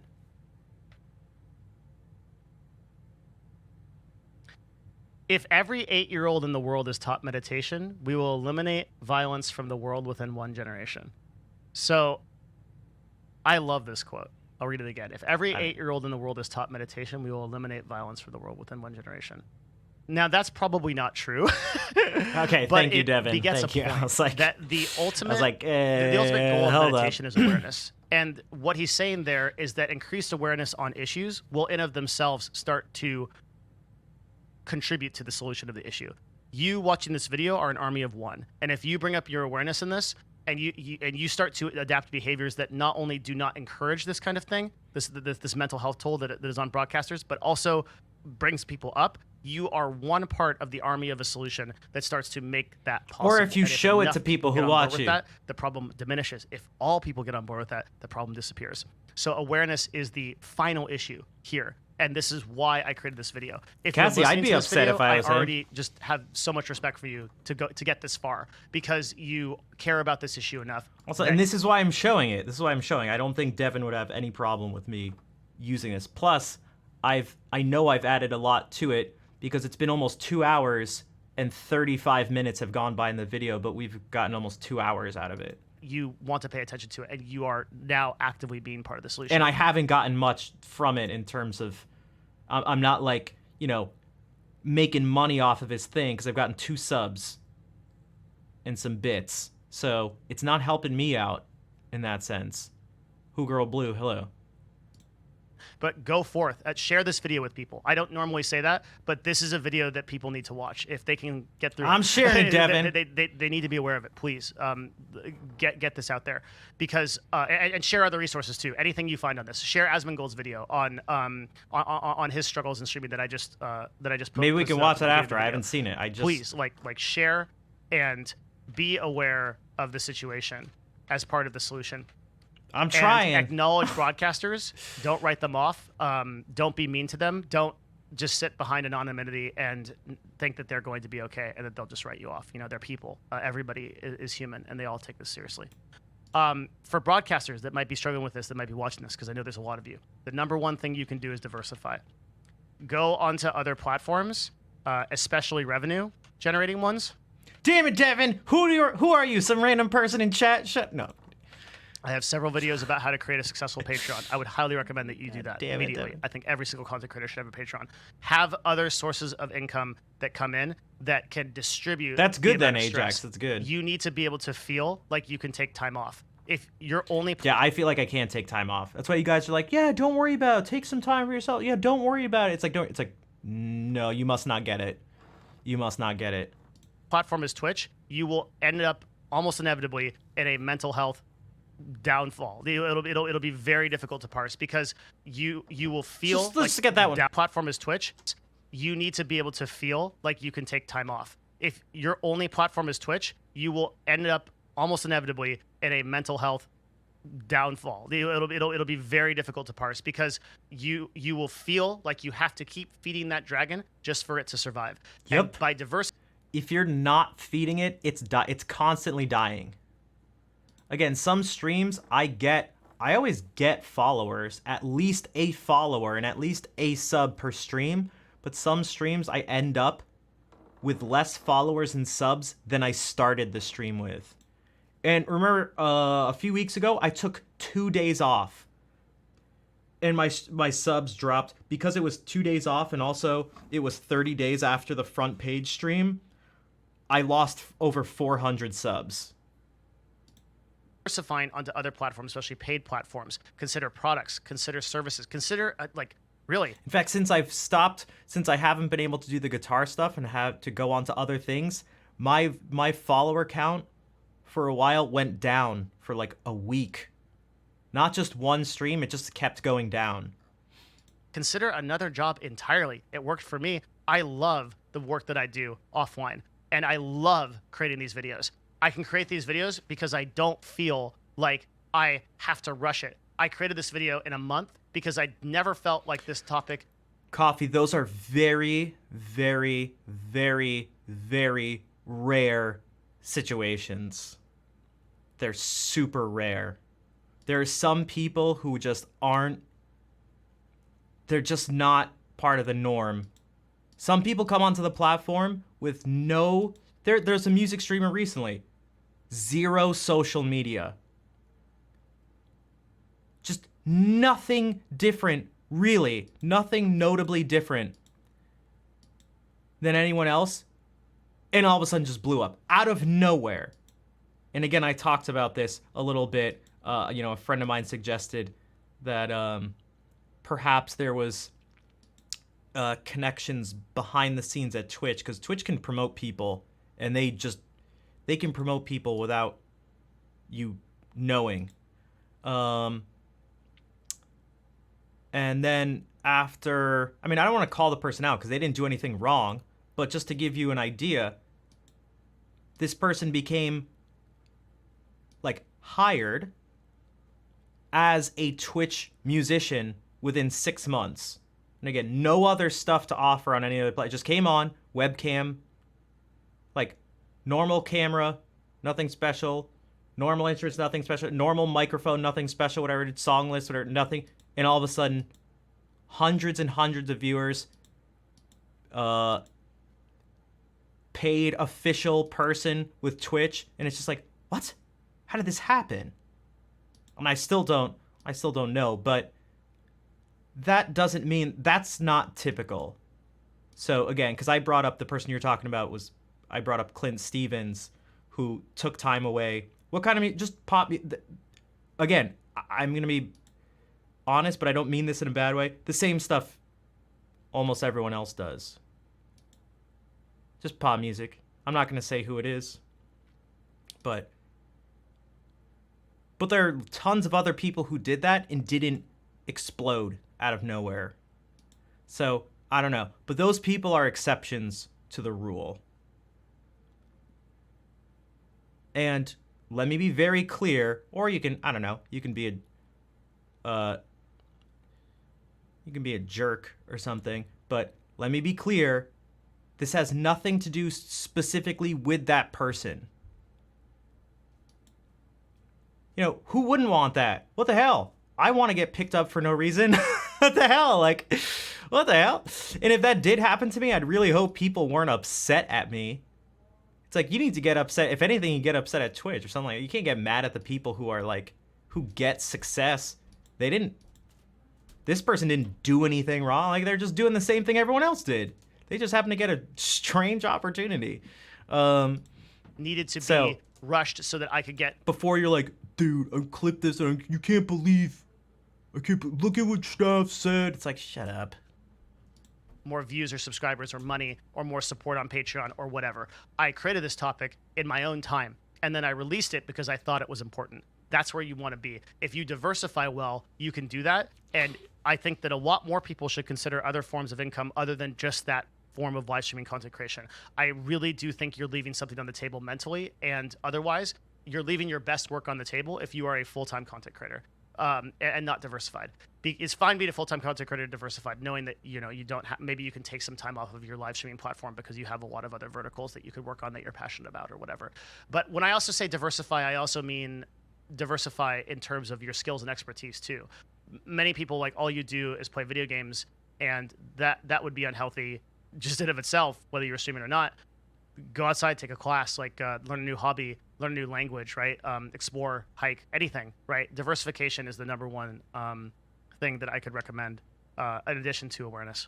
So that's where I struggle a bunch and have for a while with a lack of time and energy, like literally, especially when it comes to sleeping so much and just being fatigued so much. It's like, I don't have much time to spend on other things, which is why I've been desperately trying to like exercise and work out and stuff every day for the past almost 6 weeks now, just to do something. And this is why it's like, people are like, well, what you need to do is more stuff. Like, you need to do more work. It's like, man, it's not that simple. And this is what I was saying yesterday. This is why I spend so much time being like, I need to get someone who can help with this, because yeah, there does have to be diversification going on. But I can't do it all on my own. And even if I could, here's the other thing that maybe wasn't clear. Even if I had all the time and energy, even if I could do it all on my own, I don't think that would be smart. I do have, because I'm saving money by living with my parents, I pay in a lack of freedom,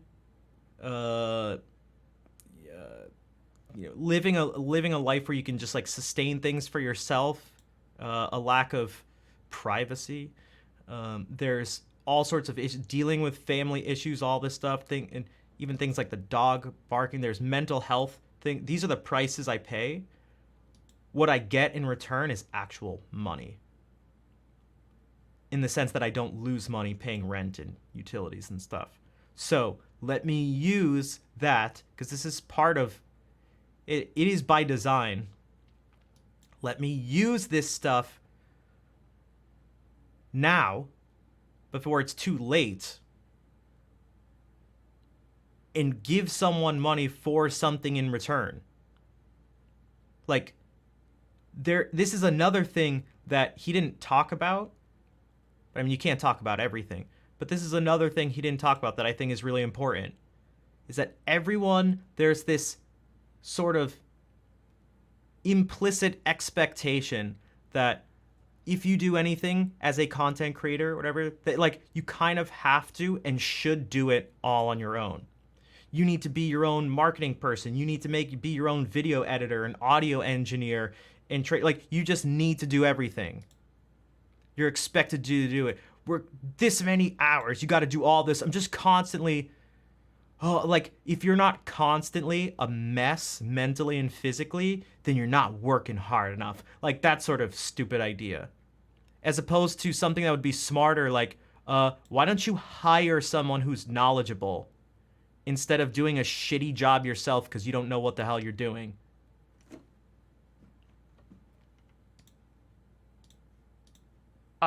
Lastly and finally, I'm going to give you some resources, but hey, if you've gotten this far, I can't tell you how much I appreciate it, really. This, I do think, is one of the most important videos I'll ever create, if it is not the most important video I've ever created. Devin says that every video. And I'm so Okay, passionate about it. This is a subject that I'm so passionate about. Resources, please, if you have a great resource, leave it in the comments section, and I will update my brain with the way to recommend that in the future. But please, especially if you are looking to support a charity and you might be doing really well, please consider supporting Rise Above the Disorder. If you are in need of that kind of help, or know a broadcaster, or know someone that needs that kind of help, Rise Above the Disorder is great. If you can reach out to Dr. K's stream, Dr. K is, let me get that address for you. Dr. K is called, he works under the brand called Healthy Gamer, and he is available at healthygamer.gg, or his team, I should say, as it is unlikely that you might get in front of him. But You won't get, unless you're really big, you won't talk to him. I tried. RAD is available to everyone, and they are at He'll URRAD. pass you on to some half-ass kid who coaches you, who's a not even second rate, just a, okay. God damn it. Dude, it's so irresponsible. .org. I cannot recommend I them feel like I'm crazy. enough. And the CEO, Jason Dockton, who runs that, is a rare example of a uncorrupted and truly dedicated person. And he comes from a past that that he puts the service to others above all else, and we are lucky to have him in the world. So please do support that. And that's it. I'm just grateful that you No, guys this took the isn't. time These aren't his. He's not affiliated with either of those. to listen. I'm not going to do like my shout outs and like where you can find me again. I just want to say, because I want to leave you with the most important thing, which is that please bring awareness to this issue. And Destination Storm, thank you don't for the discount broadcasters. 5-month because they're just resub. people who play video games. They do so much more than that. Thank you for your time and for listening to this video. I got you, Devin. Like.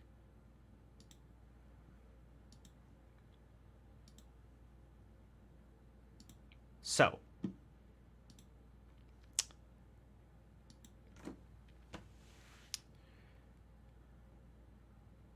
Here my fill. Yeah, no. In fact, he specifically said at the end he's not going to link anything of his. So this is what I mean. Like, I try to do this. I don't get anything for it. Again, if we actually look, I've gotten 2 follows in 2 hours. 4 subs and some bits. That's all lower than what I usually do if I were to just play music and not talk about this. And so one of the things I can do is ask if you would like to support this and help me out with these things we're talking about. There are lots of ways you can do it. If you haven't already followed, you can follow. If you have the ability to subscribe or gift subs or cheer or anything like that financially, that helps. If you just watch the stream, that helps in terms of visibility. If you chat and are a nice person, that helps me. It helps others. It just makes the place better. If you follow on other social media accounts and share those types of things, that also helps so that more people can find the stream. Because more is better. More is more. As we've talked about before. More is more. We'll do the weeding out of that would mean more bad people. We can weed them out. That's fine. That's gonna happen. We'll weed them out. But I put things on YouTube. You can share those, and hopefully you just like the things too. Like, I'm not like, I would like to share the music, and the things that I do, even outside of music. Like, I don't want this. That's one of the things that's nice about streaming. You don't have to be pigeonholed. You don't have to just do one thing. You can do whatever you want. And you should be able to, at least without getting called out for it. So, like, yes, as we talked about, and like Devin said earlier, there are certain things that you feel like you have to stream in terms of numbers and stuff, which is like, okay, that's going to happen, but you certainly shouldn't be shamed for it. You have a keyboard in front of you, so how dare you talk? This is a music stream. You need to do this. You are a music streamer. You do this. You don't get your words out of here. Stop talking and play music for me. Chop, chop, get to it. Like, no. No. You got the wrong idea. Go to YouTube. Get a CD. Get a cassette tape. Turn on a radio. Get Spotify. And a record player. Hire a live band. And although you may expect it on Twitch, don't expect it from everybody.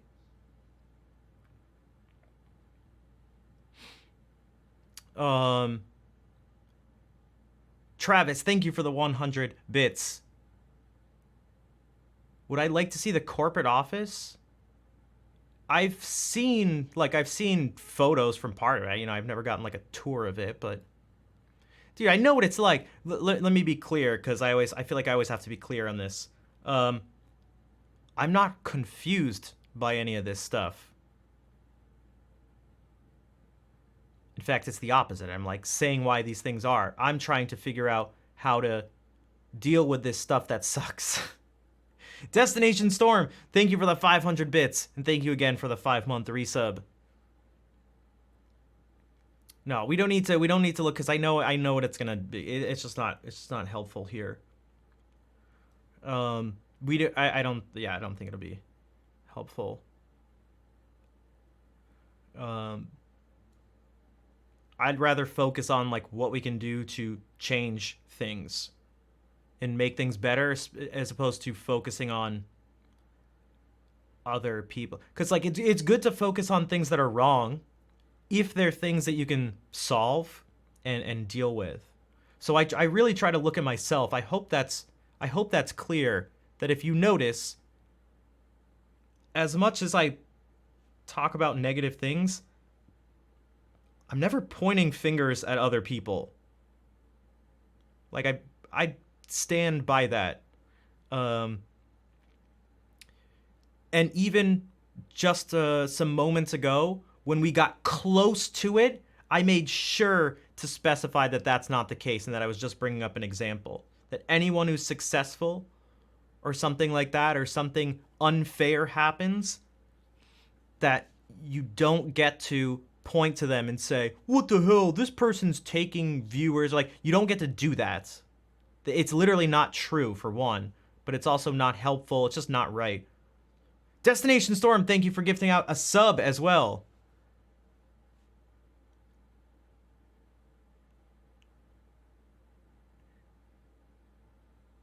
Yoga and smoothies? I mean, that sounds kind of nice. So, so I'm trying to tell you ways that you can help. Because usually I'm saying stuff not to ask for help, but when I am asking for help, I'll just say it, like right now. So I said some of the things you can do. Destination Storm has done a few of them all at once. Subbed, gifted out a sub, cheered some bits. Again, if you follow, like Tekka Dean did. Whoa, the random gift sub happened to just go to the person who just most recently followed. Sharing things on other social media so that more people can find what's going on, because you can go, well, do other platforms. It's like, well, what if people don't find you there? Just keep doing other platforms? Which platform is someone going to find you on? Who Girl Blue, thank you for the 5 gift subs. Hey, Plasma's here. Yeah, Plasma going. Thank you for the support. I'm trying to do my best. These things are there's you know, just like we said in the video earlier, it's like these are not the right things to do. This is the type of like when Devin said like all the time in all areas of Twitch, it's like someone wants to do something, but it's not what's going to help out the channel the most. They don't do it. But I'm trying to maybe be stubborn, but I don't think it's I don't want to chalk it up to being stubborn. I don't think that's a fair assessment.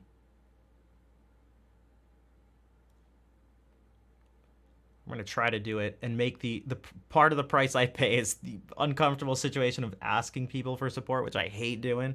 But Vault, thank you for the 5 gift subs. And yeah, I'm going to try to do what I can on my end. Yeah. So now, do I post on socials? Yeah. On Twitter. But most people, you can't just have your social media presence be you posting when you're going live. And also, who's going to follow you on those platforms to see that you're even posting those things?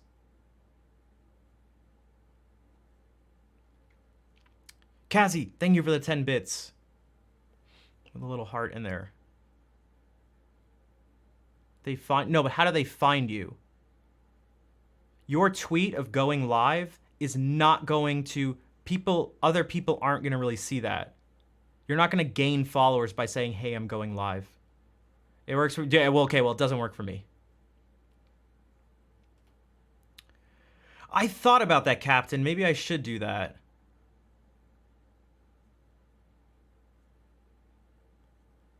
I put it in Discord too. Discord and Twitter every stream for like almost 4 years now. I just figured the people who are in the Discord channel. No, but I mean I can easily put it if you guys think that would help, I guess. It does well, Destination Storm, what I'm saying, okay, you can't make the I'm literally telling you what's happening for me. It doesn't work for me, and you're the first person I've heard of that it just gets followers by saying you're going live. I don't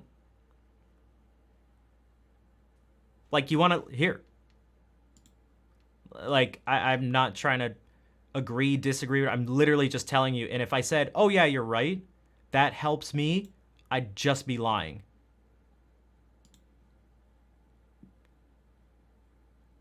There have been so many tweets about going live. It doesn't get me followers. There's no other way to say it. It's that simple. I don't know, like, it's typically the same 2 or 3 people or whatever who like the things, and a lot of times it comes afterwards. It's Canada who will like and retweet my going live things like a day later or like in the middle of the night. But these aren't the issue. The issue is not this specifically right here. It's that not enough people, not enough people are seeing that message. So you got to bring things onto the platform. You got to get people to see this message that you're going live. If not, yeah, exactly, Mir. Because if you just do this and their timeline is just flooded with you just going, I'm live. They're like, shut the hell up, Schnav. Like I have on, so yeah, I know, but that's different than saying you're going live. Also, we don't need to We don't need to discuss the specific things here. This always happens, and it's not helpful because this is not. I'm not asking about like. This is it's not helpful. It's never new information. Yeah, but you're not telling me. I know, but I didn't ask. No, you don't have to leave. It's not one. Come on, come on.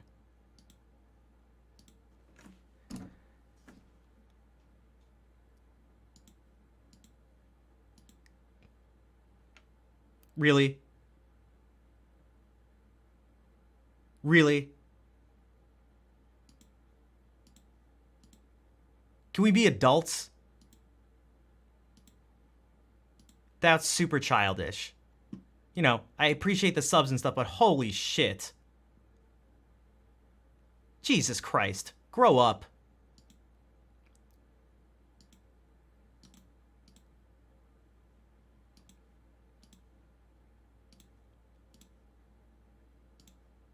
I'm sorry I didn't agree with what you said.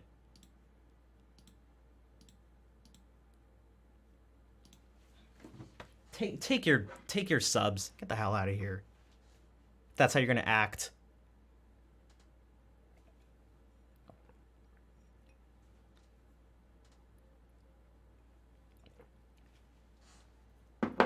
Act like a defiant child. Fine, I'll just leave then. I was just trying to help. You break.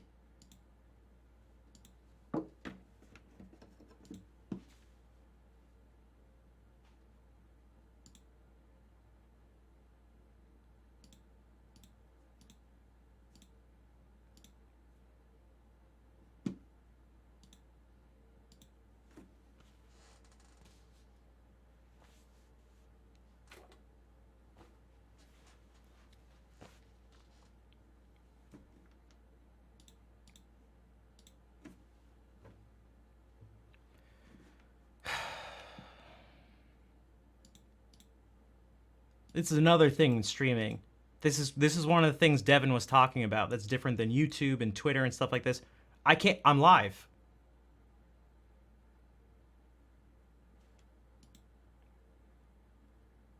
I'm live. I can't just go like, oh, just take a break and like, what? I'm literally streaming. You have to deal with every situation in real time. Hello, Dane.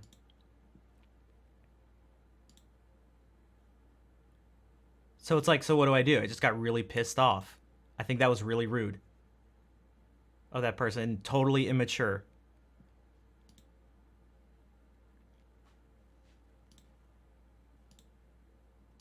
I tried to communicate normally and say this is not what I need right now.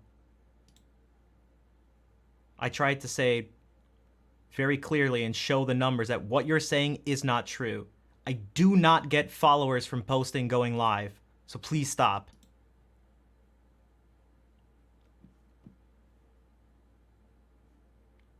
And most people go, well, that's just a troll. Well, it's like, does a troll gift subs and subscribe for months and to your business? And now that person's gone. They're never coming back. And that's what happens. Those are the kind of eggshells that the streamer needs to be walking on. That if you just disagree with someone or try to get someone to understand, like, I wasn't asking for it.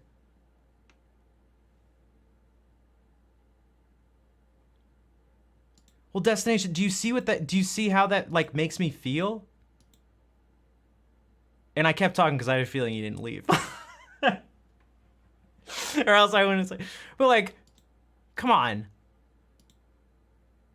I'm trying to like, I'm just trying to, man, I'm trying to be as like reasonable and like straightforward this stuff. I wasn't like, dude, you're so stupid, that doesn't happen. I was like, I don't know how to say this.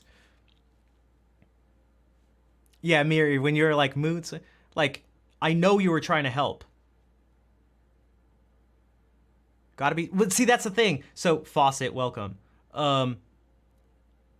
People are like trolls. It's like, no, you can't chalk things up to trolling. It's literally not true. I know Destination Storm is not a troll. I know they mean well, and I know they meant what they said. I just didn't know how else to address it besides what I think would be rude, Destination, I don't know if you're still here listening, but if I was like, yeah, you're right, no, you're right. It's like, you're not a kid. I don't want to treat you like a kid. I hope you don't want me to treat you like a kid. Yeah, whatever you say is right. Okay, yeah, oh, you're a big, let me show you. Can you show daddy those muscles? Oh, you're getting big and strong from drinking your milk and eating your food. Whoa, like, I don't want to do that to you guys. Oh, yes, you're right. Like, you don't want me to do that. I'm trying to, like, talk with you people. Like, you're not below me. And then I'm not, like, we're not above or below each other. I don't appreciate being, like, guilt tripped for speaking to someone like an adult. It really doesn't make me feel good, and I don't think it's fair. And this is part of what we were just talking about. This is part of, like, what we were talking about on the stream. It's somewhat ironic.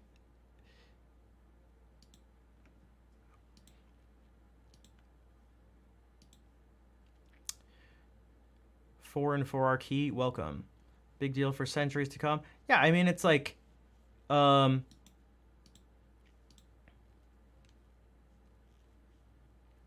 mean, I don't know about childhood development, so I would maybe think that makes sense, at least to a certain degree. Hello, Shell. Yeah, mental health is big, and I try to talk about these things. One of the things, like, I try to be open with how I feel in the things that I go through, in hopes that I can be an actual example instead of just being all talk and no action. We need to talk about this stuff, but I'm not going to talk about it, and you shouldn't talk about it either. But let's just say the sentence. We should talk about it. Defeat the stigma. Mental health. All right, okay, back to this thing. Hey, don't bring that up. That thing I just said to talk about and destroy the stigma for, shut up. Don't say it. People don't like it. Let's defeat the stigma. Let's defeat the stigma. But just say defeat the stigma. It'll work.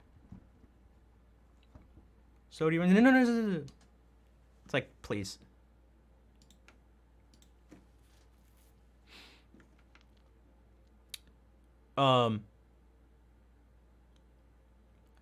Thanks, Travis. I try to be real with, like, the people on here. And I don't know, sometimes I don't know how else to do it. And maybe I'm just weird or something. But, like, I try to be, like, really understand. I think I'm pretty understanding of people, but there's a difference between being understanding and just not just letting people treat me or others poorly. Like, I don't know, like,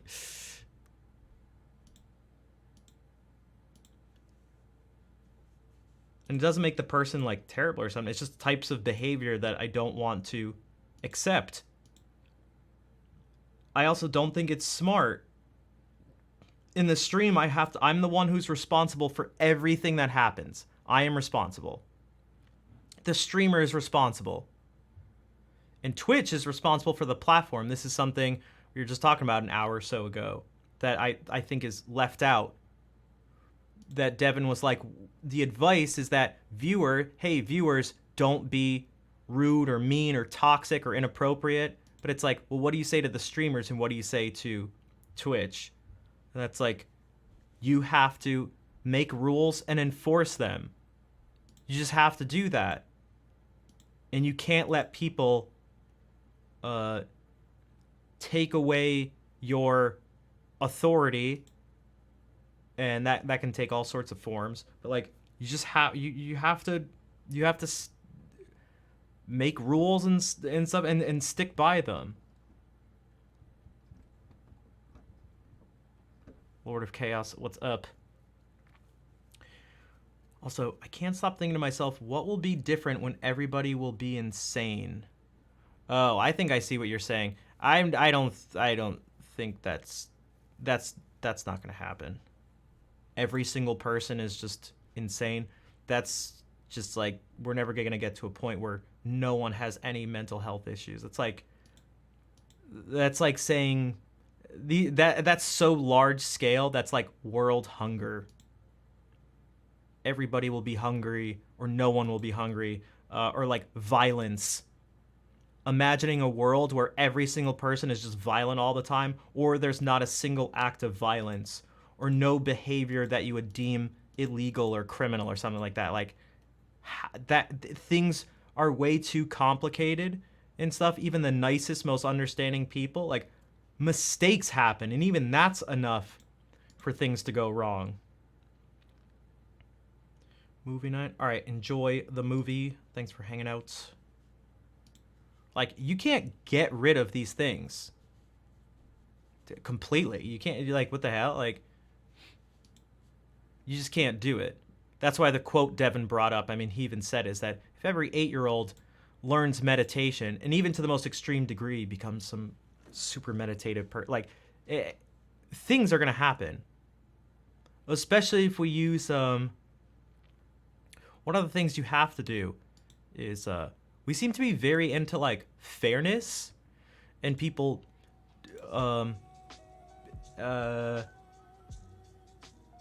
you're into revenge and vengeance and justice and stuff like that, but I'm not sure that applying that to every area of life is actually useful.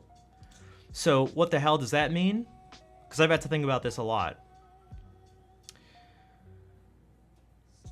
Things happen to people that aren't their fault. And if you, the people whose fault it is, are sometimes not able to pay for what they've done. If you are now going to base your healing and moving forward and making things better, if you're going to leave that on other people, you're screwed.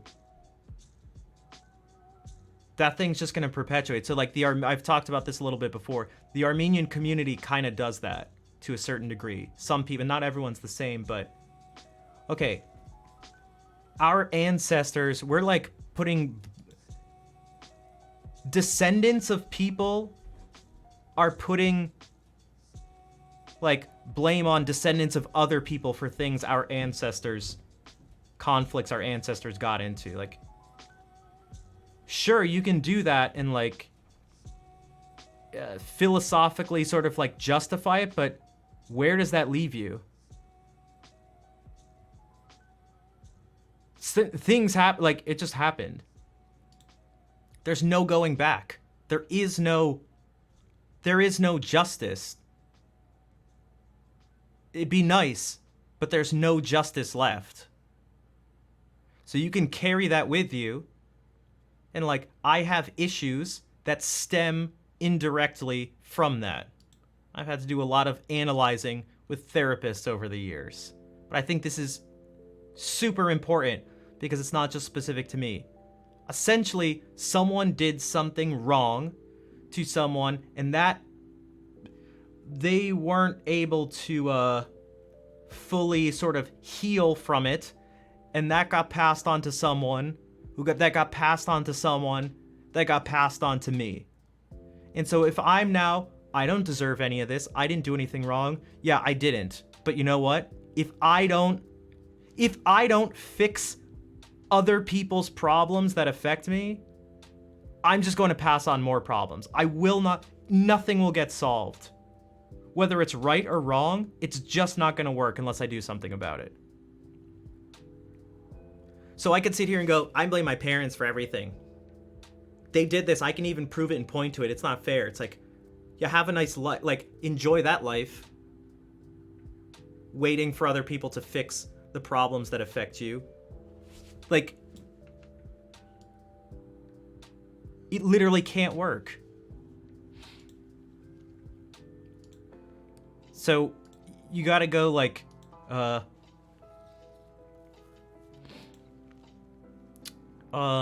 which actions are gonna make things better for me and the people around me? Perhaps I should do that. And we'll leave the justice type stuff for like legal systems. But what, I'm gonna get my, deceased ancestors to fix my problems right now? And not even them. The people that did things to them, people who've been long gone from the other side of the world, they're gonna fix my problems now? Nope.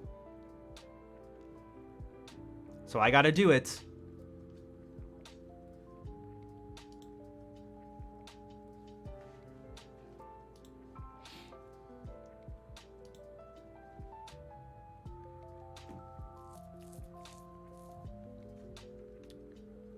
You have bad English, but I got a feeling. Okay.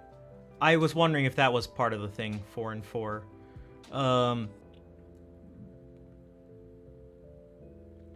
But what this means is that, like, getting back to part of the thing that brought it up, and I'll tie it into some other stuff, because why not?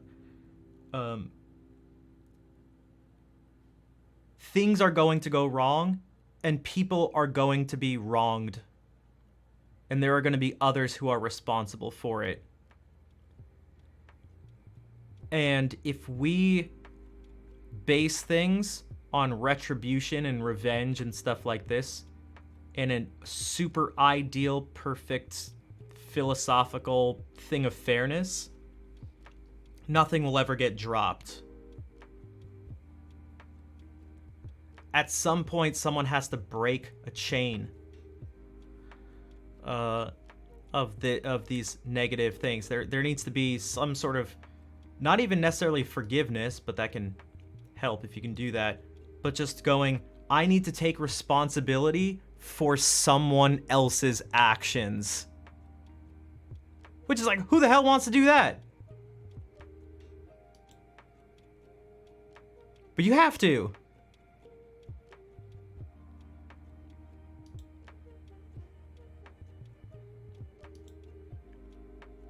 Let's say someone's driving. We get into an accident. It's their fault. They die in the accident, and I'm severely injured. What am I gonna expect them to now fix my issues? I gotta pay for what they did. And as much as I would like to say, no, they're gonna pay, they should pay. Yeah, they should, but they can't. So what are you gonna do? Just keep saying they should pay? Are you gonna pass it on to people? You're gonna pass it on to their kids or family members or something? Because then they didn't do anything wrong. Now they're paying for something their parents did in that situation. It sucks, but what I've realized as I've gotten older is that if I have a problem, I gotta fix it. And you can get help, but you can't just sit and go, everyone's gonna fix my problems because it's their fault. What's the payment? Wait, in what situation? Also, Summer Wolf, thank you for gifting a sub to McDurple Nips. Interesting name. Thank you, Wolf. If it's punitive, oh, so you're saying like the person's parent gets into the accident, you don't punish the kids. You don't like send them to jail, but perhaps they have to pay. I don't even think they should, unless the wealth comes from the parents. Maybe you can do that, but if my dad does something, I'm not paying for that. What the hell? I'm not paying for that. The hell? What the fuck? Now, if it means, I'm in my parents' house, if somehow it means they take the house, then I guess I do pay, but I'm not directly paying because I don't own the house. But I mean, if you're just gonna go and like look to the person and be like, you need to pay for it, it's like, dude, I did not do anything. But there's like a quote, there's a saying about like not paying the sins of your father, something like that. But it's to me, it's always seemed like this idea. It does hurt, so I think that's where it's difficult to let go of the fact that shitty people can do shitty things and not get what they deserve. Or that they won't pay or have to make things better, but I just don't see any other way.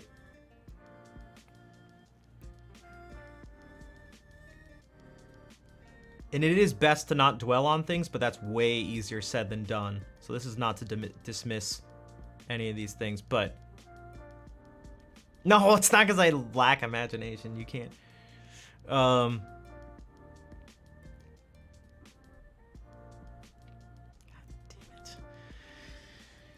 damn it. God damn it.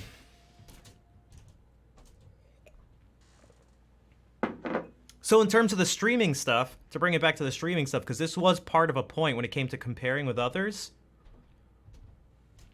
For one, you shouldn't point to other streamers and be like, nah, you did this, you're taking my viewers, or you whatever. It's like, for one, they didn't do that.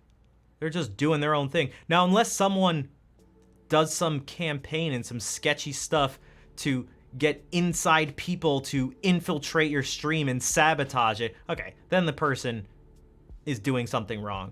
Marilock, thank you for the 16-month resub. What's up? Welcome. Also, even if the person sort of was, I don't know, taking your views or something, like, how's that going to help you? What, are you going to try to take them down?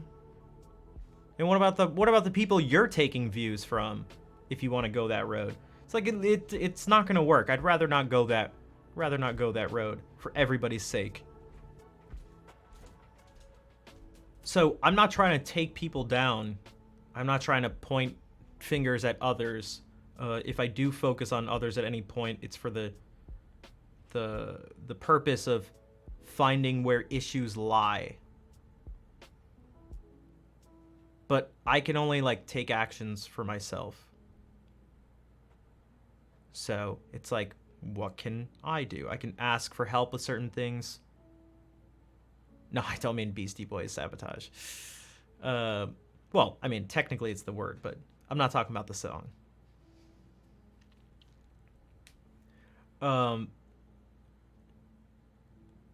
So a solution to this problem isn't for me to start a campaign for everyone to stop streaming and have all their viewers come over here.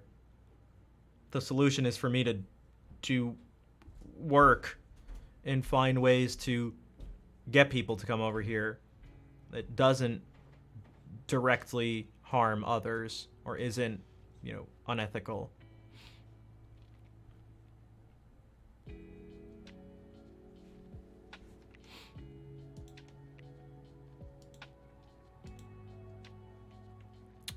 Which is what we've been talking about, like, the past few streams.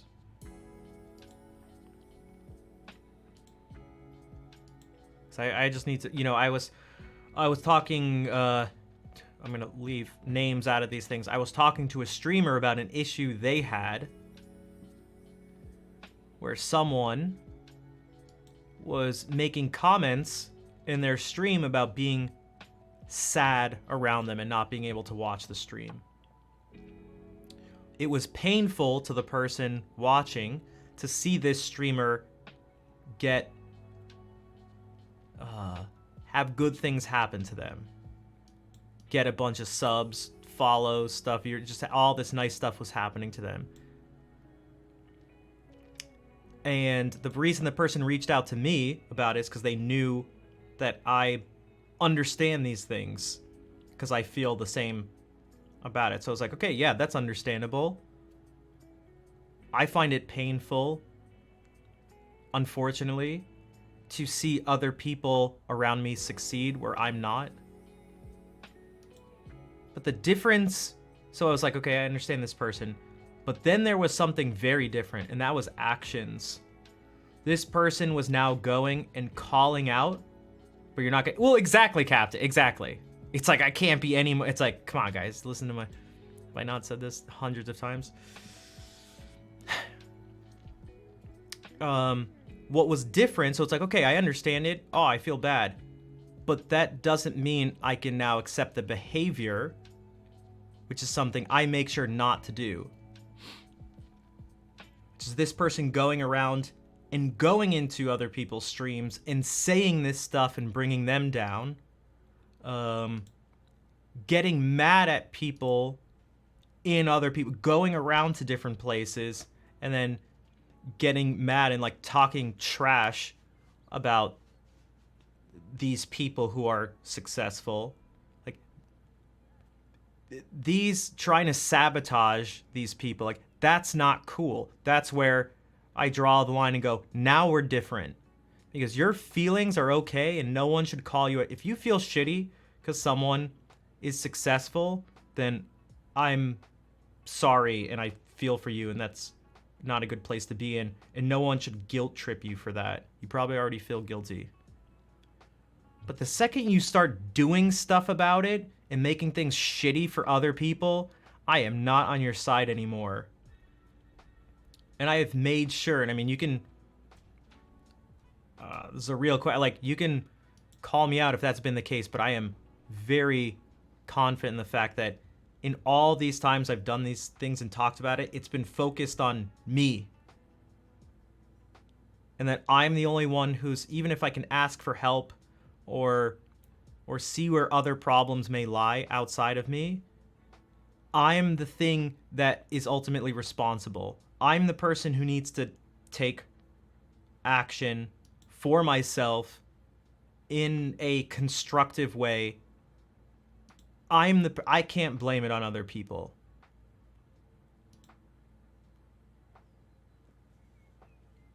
What I do is a niche thing on Twitch, and it's not what most people want. They want song requests and pop music. Okay, that's fine. It's not their fault.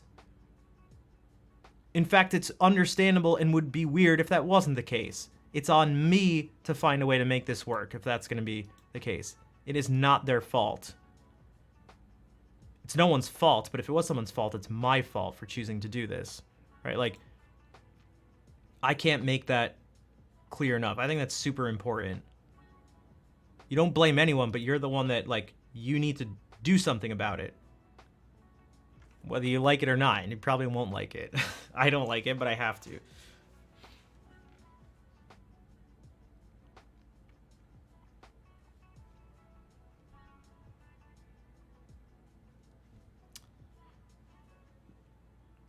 Oh, hello, Shell. I said share because I saw fair right after it. Share is in the stream. So, I got a lot of stuff I need to do. And Devin was right. I need to diversify and work on stuff because I'm a smaller streamer, you know, under 2,000 to 3,000 viewers.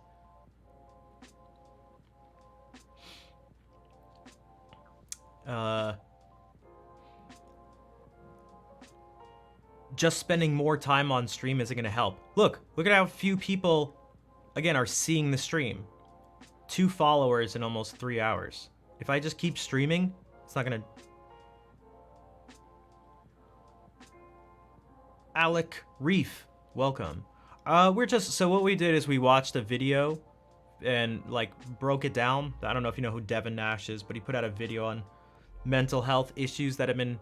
They've always been happening, but it's starting to, things are sort of starting to boil over in the Twitch world with streamers, like, getting burnt out and just, like, losing their minds. And this is something I've dealt with even before streaming. Like, I've had some major issues my whole life and still deal with them. And I just got to deal with them. So, like, in terms of, it's not necessarily this clear, but in terms of ranking, you could maybe say in a psychiatric, like, evaluation, it'd be depression, anxiety, obsessive compulsive disorder, but it's more like the obsessive compulsive disorder, specifically the obsession part of it, is the mechanism that affects the 2 things above it. Or is like the mechanism that sort of triggers those 2 things. And so I've just had to, like, this has just been my life, and I've had to navigate with this being the way it is. And I spent a long time and continue to spend time trying to figure this mess out. So I stream at the same time, so I feel all these things, like I have, you know, firsthand experience with the things that were being talked about and I think it's important to talk about. I think it's interesting too. At least I do. I don't know. Maybe other people don't. Maybe they do. So I just wanted to bring up some things. If people were unaware, some things about streaming that particularly people who don't stream wouldn't maybe don't realize. Because I know I was certainly that way before I was streaming. I didn't know what it was like. I didn't know what the pressures and struggles were. Also, that quote is true. See, I was just saying that I feel bad for the person, except for where I don't, which is their actions. All right. So, in terms of Reef, you got here like a little after we talked, like most of the stuff we were just talking about, because it's been 2 hours and 45 minutes. But,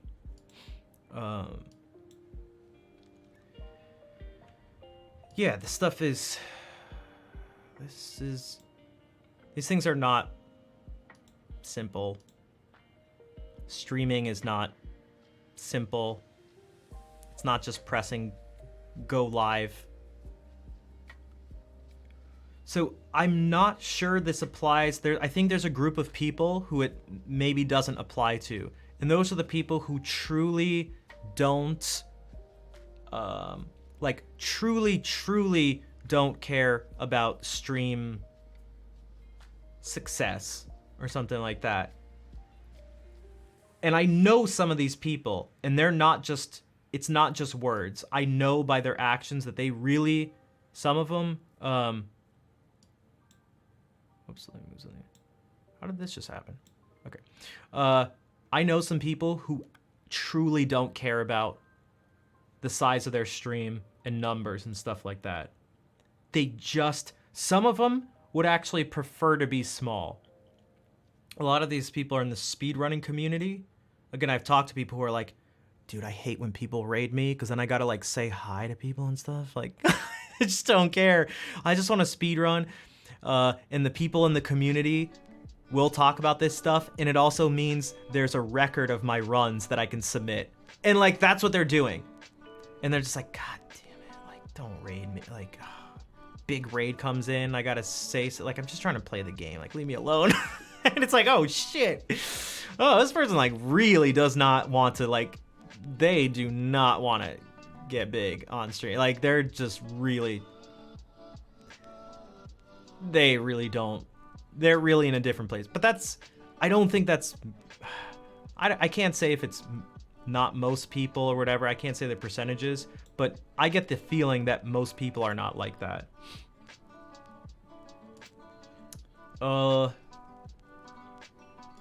One can do with the streamer. Yeah, it's very, so you got to realize this is something really important. I even have to remind myself of this. For one, if I don't talk in a stream, you know, I lurk in a lot of streams, that streamer doesn't know I'm there. But I know that the streamer's there. I see their face, I hear their voice, I know things about them, I see what they're doing, I see the way they're interacting with other people and the way those people are interacting with them and all this stuff. But they don't know anything about me. And it's like inherently one-sided. One example personally was that last year, this speedrunner from France, Marco, was one of the top 3 most watched streamers for me. I spent more time in a stream than almost anywhere else. And he had no idea, because I barely spoke. And he was like, oh, what? I was like, yeah, I don't, like... You didn't know I was just sitting there?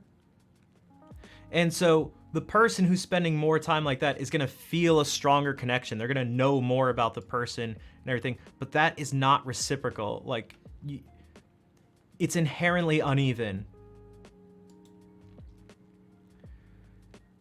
And so you have to be careful. I've seen this when you go to like in-person events, whether it's TwitchCon or Games Done Quick events that I go to, where there are people who are streamers and like who are friends with each other and talk offline and do this stuff and have these connections or maybe hung out before. And then there are like the viewers and stuff too, who it's not that the viewers are less people or something, but there's less of a relationship built up, and they expect, there seems to be this expectation of the same thing. Like, oh, why is this streamer like, oh, they're hanging out with this person, I should like hang out with them too, or something like that. But it's like, no, you guys haven't seen the behind the scenes relationship we've built up. And that although you're here watching, it's like, I still don't think about what I know about you, or better, what I don't know about you, which is, for most people, most things. Amy's just not lurking. And especially like as the streamer gets bigger and there are more people who they can't possibly be connected to, like, you know, some of these followers maybe haven't said anything, or some of them at this point are still, a few are bots, but not part of the big thing. How much do I know about the 25,000 people who follow the stream? Like, what the hell? What the hell? Are you kidding? What?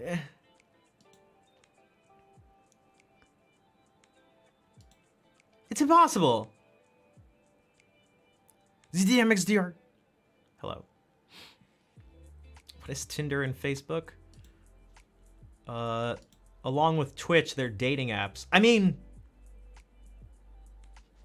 let's see what I did there.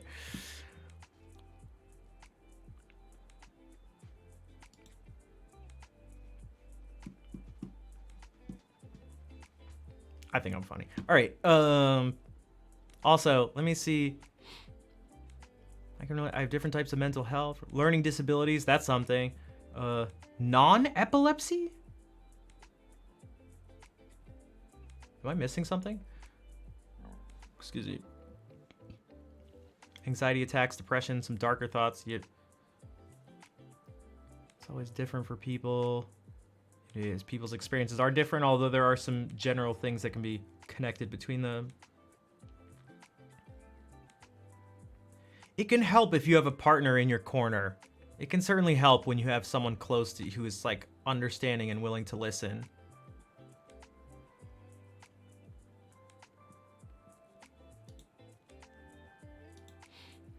Hello, type delete. One of your quotes came up today. It was something to Snarkaroni, I think. I forget what it was. It was something about follicle shaming. It's like, don't follicle shame, or something like that. I forget. It was from a while ago, but I was like, oh, what the hell? Okay, ZDM, if you're serious, just Google it. What the hell? Google it. Also, are you sure? You know?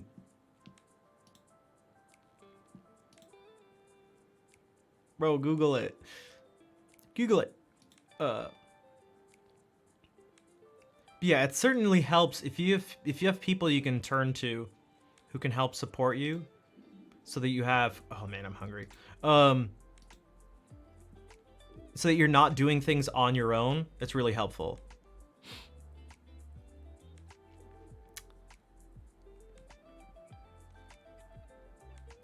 Non-epilepsy is having an epileptic attack, but you don't go unconscious and you remember it. Gotcha. I had no idea. You'll play some games? Okay, I'm sorry. I'm not really sure. You ate a sandwich? Yeah, I need to. I got up way too late today. I need to go to sleep even earlier. If I'm going to be trying to wake up at 10 a.m.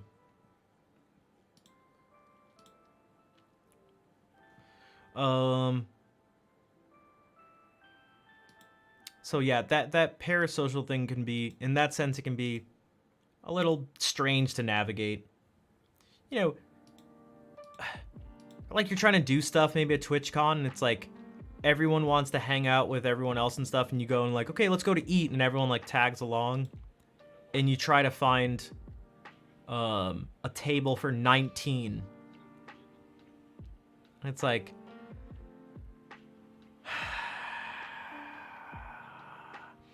you gotta do some like one time, TwitchCon in Berlin, I don't know how this fell onto me, but I think it partly fell onto me because there were only a few streamers in the group, and out of them, I was the biggest one there in terms of channel size, and we literally tried to find a place for 26 of us. Not a table, just a place, and I was like, guys, because people just were like, yeah, where are we gonna go? Where are we all hanging out? I was like, and they're all just, at one point I just sat and I was like, it like struck me, I was like, hold on, everyone's looking at me to find a place in Berlin for 26? I was like, the fuck do you think? What the hell? How did this become my issue? Like, guys, it's like, we all can't hang out. Like, what the hell is happening right now? Oh.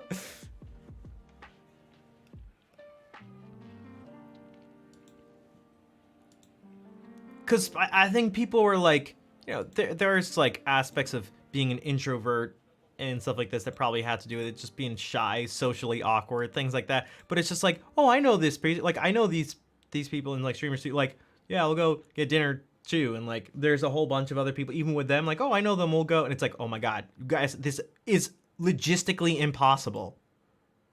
It's not even about preference or like, we can't do this. And it turned out that it was impossible. we went around Berlin. We took a train at some point and just ended up finding nowhere, and everyone just like ended up going home. And it was like, yeah, because people didn't want like. So I don't have those $500.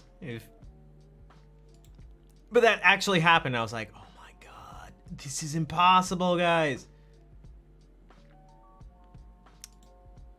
Yeah, what's up, Brian? It's not a good ending? No, it wasn't. I was like, oh my God. We spent so much time, like hours, going around Berlin.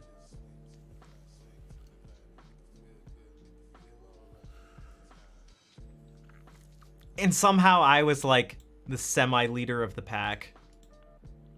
I was like, what the hell? Guys, please. I was just trying to hang out with like a few people. Not because I don't like you, but just because I was trying to hang out with them, and this is a reasonable thing. Like, oh my God.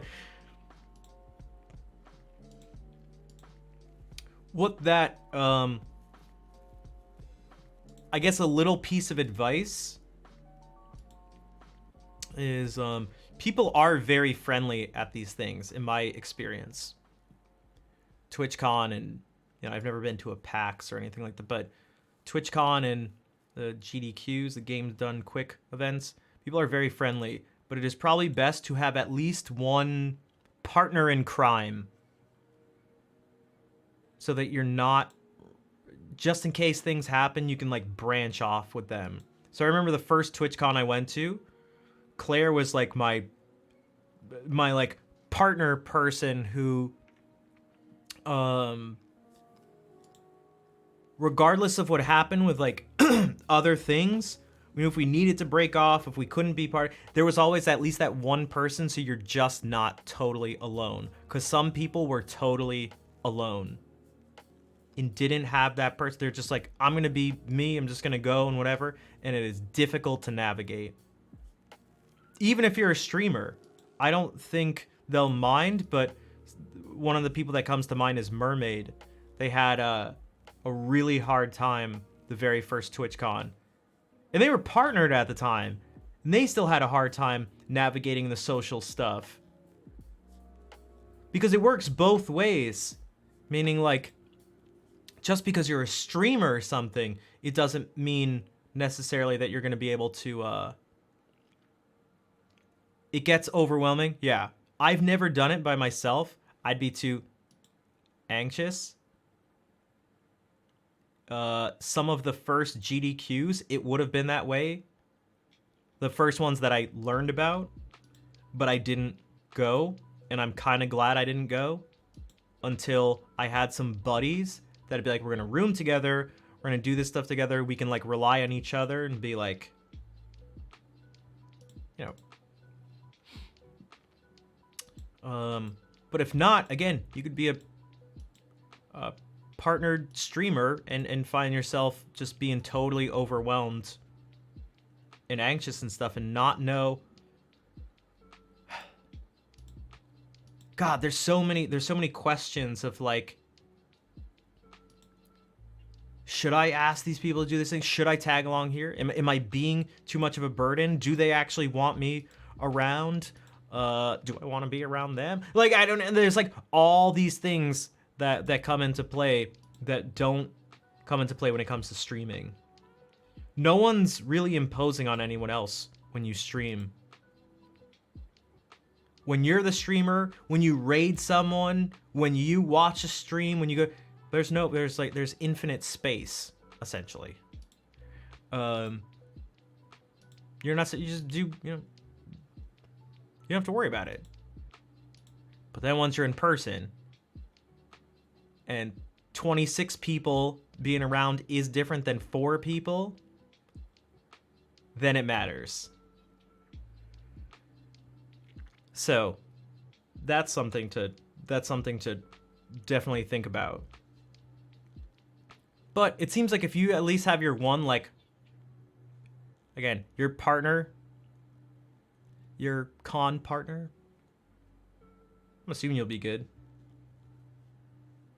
As long as they don't, like, ditch you. Just...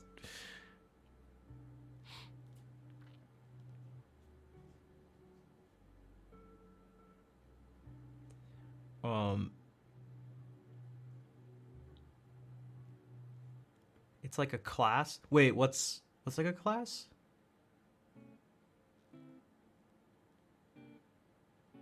The conventions? You said, or the festivals? You said I've been to festivals.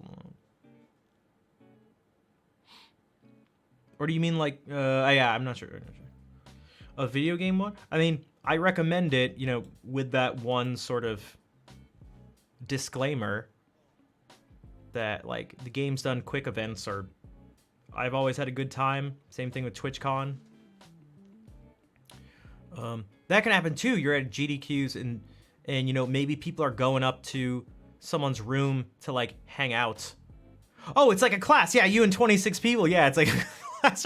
How the hell are you supposed to navigate this? Like, the logistics are horrible. Like,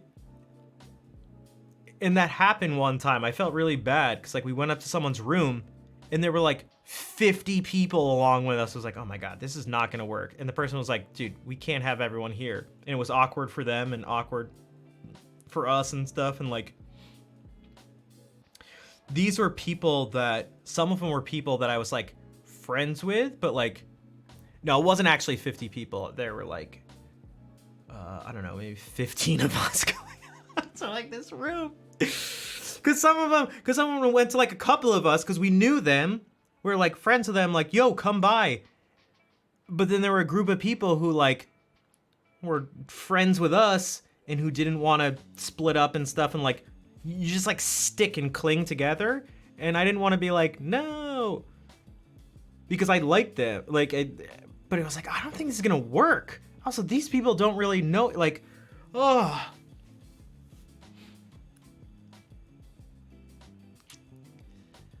You know what, Captain? I think...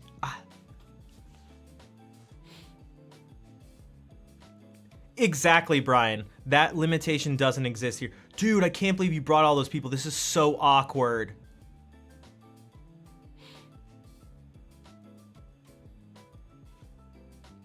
I'll just... If you have a clip, just show it, and I will do my best to let you know what the context is for it. Because usually...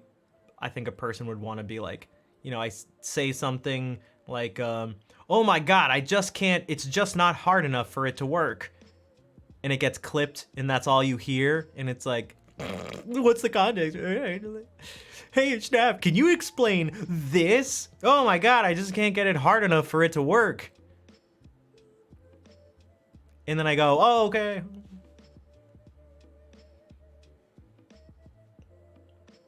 Who knows? Maybe that'll get clipped out of context, and in the future, someone will redeem it, and I will say what I just said. I will say it'll be like a meta thing. I'll go, well, I was actually talking about clip context, and that was an example. And then they'll go, yeah, sure you were. Oh no, I swear.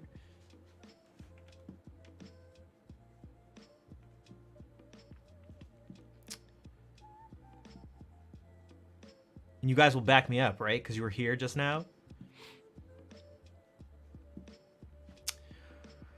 Or will we? You totally won't. I know you won't. I see how that is. Okay, so it's been 3 hours. Not the craziest thing, but the wokest of flexes, Kazi. Thank you for spending the time that is required to become that woke. No, I'll choose the song, because there are only certain ones that it'll work for. I have to have the song memorized, right? Like, let's let your fluids and it smells. Yeah, it's so easy to clip people out of context. Squire. Oh. Hello, Squire. Wait, Squire or Sire? Hello, Sire. Welcome, Dux Bellorum.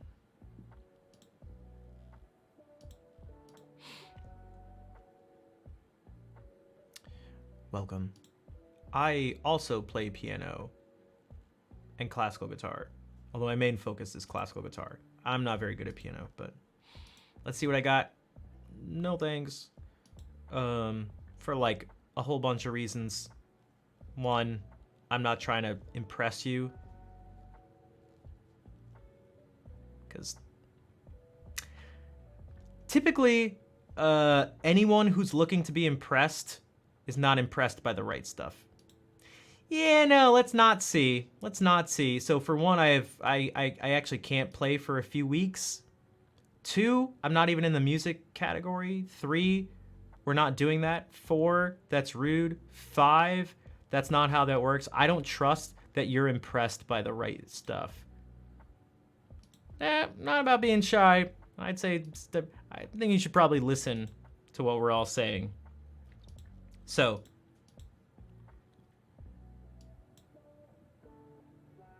yeah.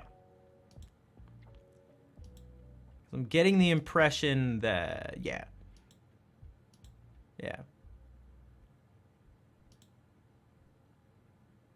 Yep. How about this? I've never met a musician who's like really experienced and has accomplished things that I respect, who's ever looked to be impressed. So,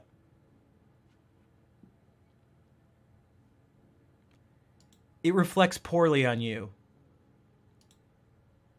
Which, if you spend more time with music or do more with it, you'll probably see.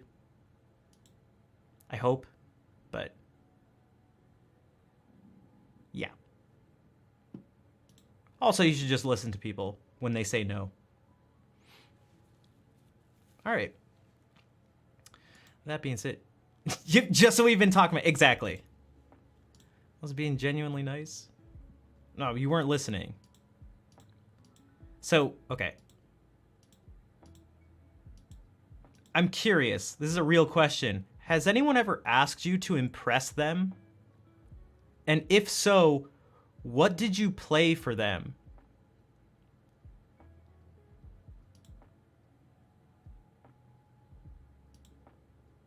Family member. Have any strangers ever come up to you and just been like, impress me? Okay, what did you play? Did you play your own music?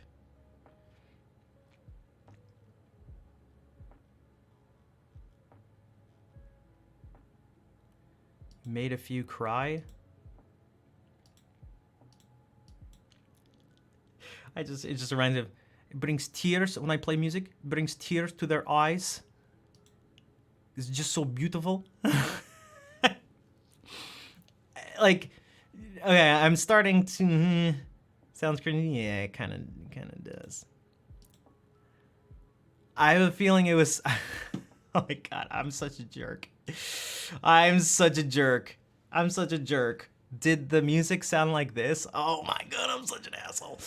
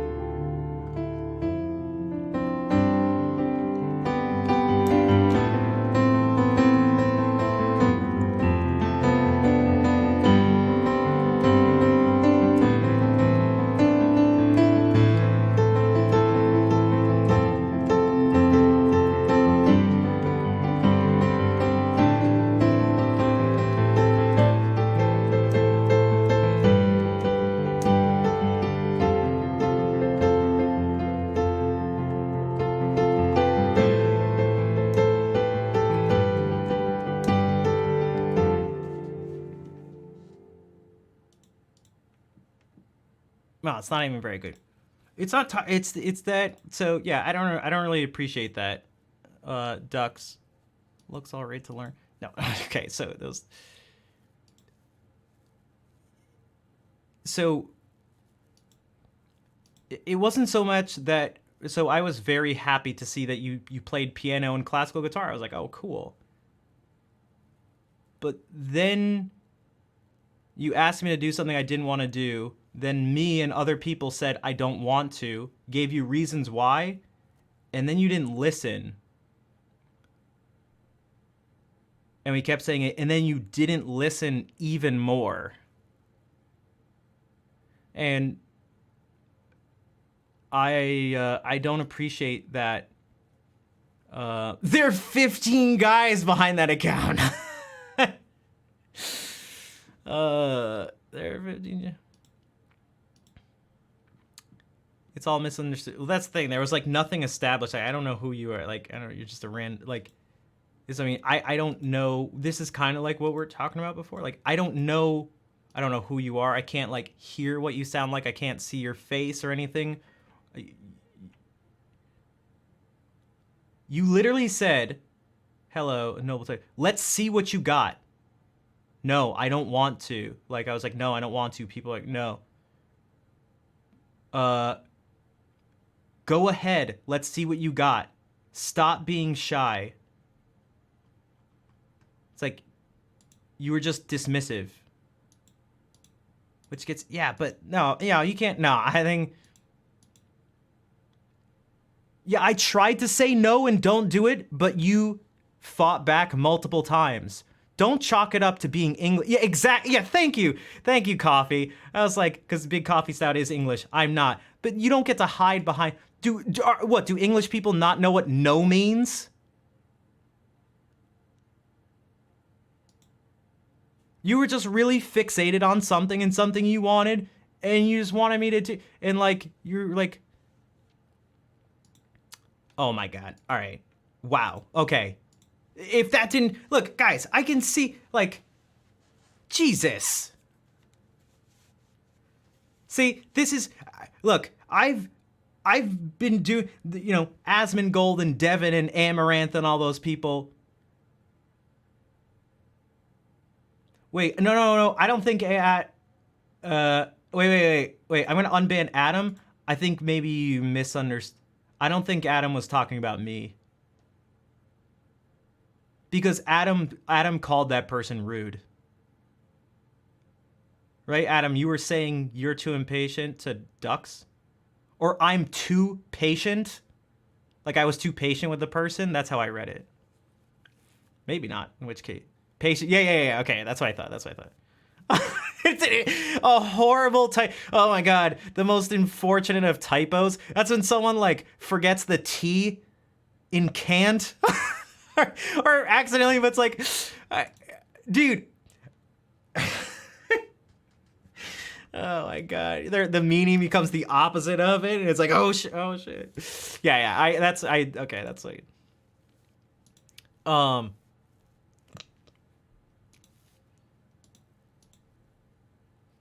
can't stand you. Oh, sorry, I mean I can stand you. In fact, I love you. I can stand all. Oh my god. Now, no one ever says I can stand you, but that's a weird thing to say. You know what I mean. It's not the best joke. All right, you know what? It wasn't the best joke, but it's the first thing that popped to my mind. But yeah,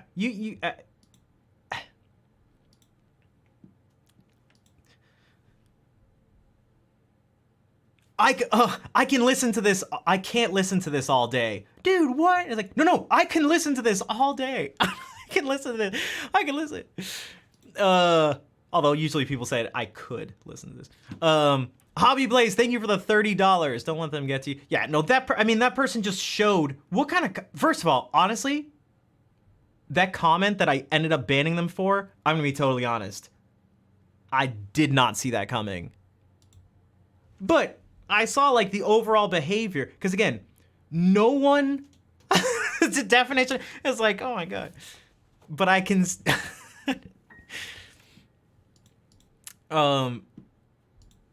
You can tell, again, you can tell by the things people's, and these are the types of things I don't tolerate, and I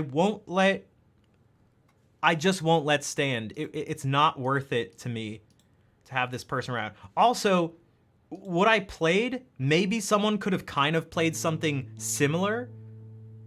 Maybe it almost sounded the same, but what I was doing, I made it as purposefully superficial and not genuine as possible. And they're like, that was very good. And it's like, no, that was me. That was all cheeky. That was me being super cheeky. And it's like, that's what I mean. You're not impressed by the things like, we don't agree on what's impressive. So, it's just stunting and harassing. Yeah. And it's like, that's what you get. Like, when you like, that stuff happens, it just happens all the time. Also, just in case anyone's confused or on the fence, don't ask people, say, let's see what you got. Just don't do that. And then, sorry.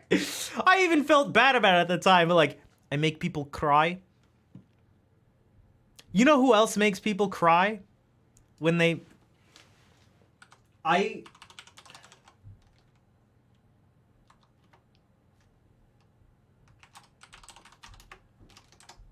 No. Okay. You know who else makes people cry? We won't watch the whole thing, but we'll just watch the talking parts. Just the talking parts, because we watched like a week ago. I have no idea what I'm in for, so... I'm pretty sure Eccentric. I'm pretty sure Eccentric was the person who I just banned. Oh, you'll be fine. I'm excited. Martik Manuchin, or as he like to be called, Eccentric. Wait. This video quality is terrible. Like to be called Eccentric. Hey, there we go. Very fiery. This is the person I just banned. I'm very fiery. Very fiery.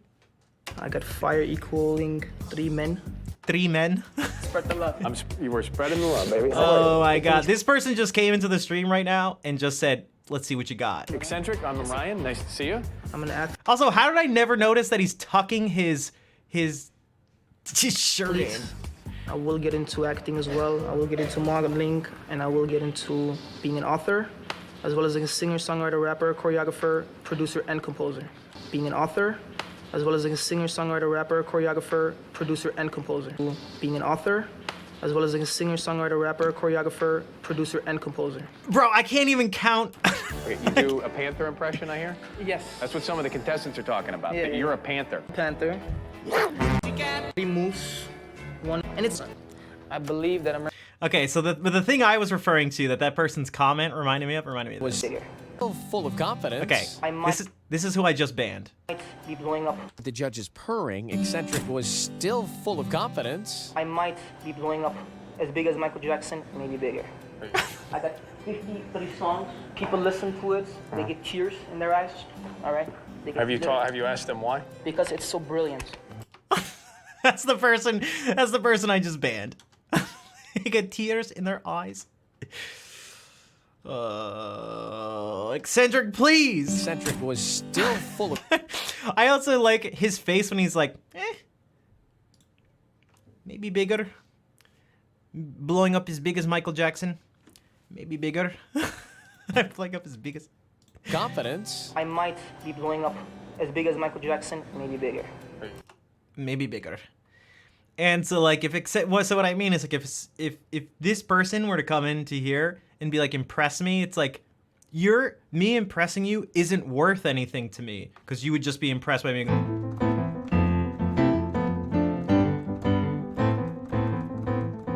And like sorry, I don't want like I don't find value in that, and I don't want to find value in that, if that makes sense. Like I don't feel bad about it.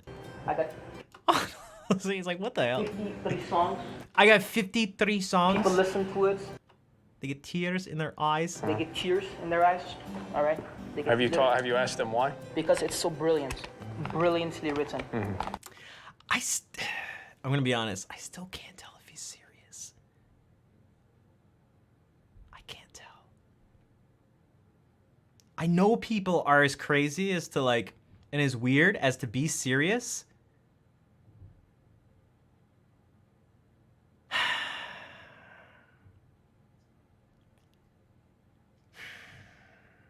But like, I don't know,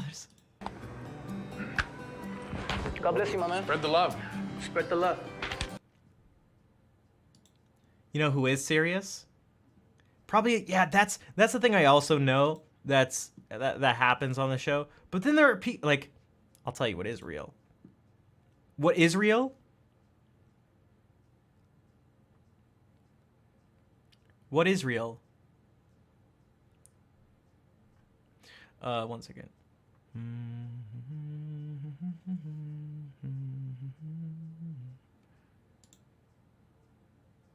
What is... A lot of it is real. A lot of it is real. I just gotta find the person. Okay, it's not this one. I was like, it's one of these. It's one of these. I don't think it's that one. I don't think it's this one.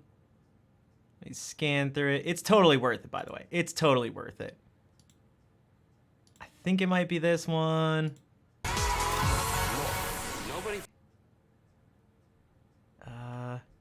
It's not, although that's great. Eccentric, holistic coach. Was it the one I skipped over? Oh, God damn it. It's the one I skipped over. All right. It just reminded me of this. It's so good. I'm sorry. If you don't like, we're just having fun. Come on. We just gotta, let's just. Hello. Hi. How are you? I'm fine, thank you very much. Good. What's your name, sir? J-Star Valentine. It's my stage name. J-Star. And when did you start in music? I was like 16. I started doing gigs. And do you think you can win? I'm sure. Come on, let's do this. I'm sure. Okay, what are you going to sing for us? My own version of Alexander Burke, Hallelujah. Oh, great. Okay, good luck. What you're about to see is an example of, well, a poor frame to pause on, but also what happens when you focus on ornamentation and flair and stuff like that before you focus on the actual substance and the fundamentals. Enjoy. What you are about to witness is technically singing. Got a good voice. Is he the package? Very powerful. Interesting. Yeah.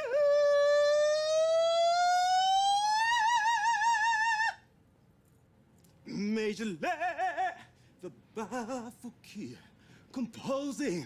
Hallelujah. Hallelujah. Hallelujah. Hallelujah. Hallelujah. She tied you to a kitchen chair. She broke a foam and she cut your hair. I'm froze. It's not so one. You see the light. It's so cold. It's a broken hallelujah. Yeah. Hallelujah. Oh yeah.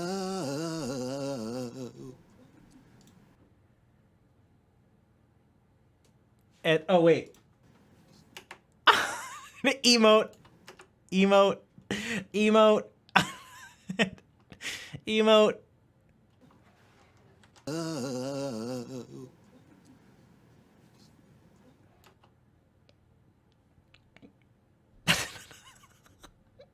Can I just, there's one particular, there's one ghastly.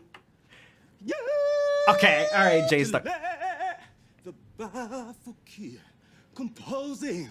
Hallelujah. Hallelujah.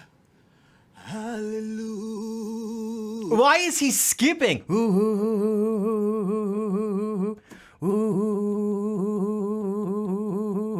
yeah. What? So the joke I made last time we did this is that he sounds like a lawnmower that won't start. Hallelujah.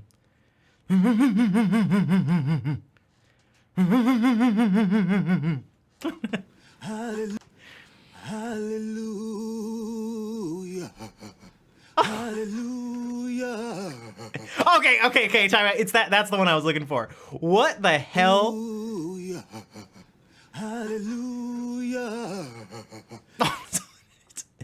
Someone just like I don't know, like photoshopped him like mid singing, like grabbed onto the jaw and like all right. So just okay.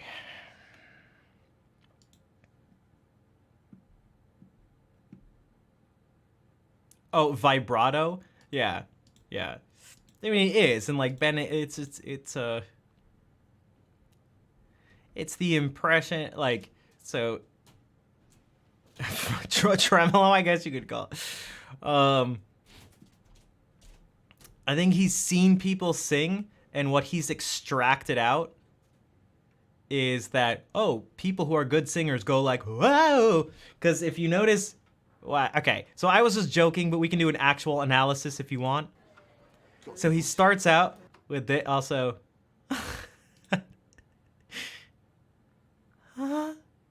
What is that face? It's like shocked. So I'll show you. Here's what I mean. Okay.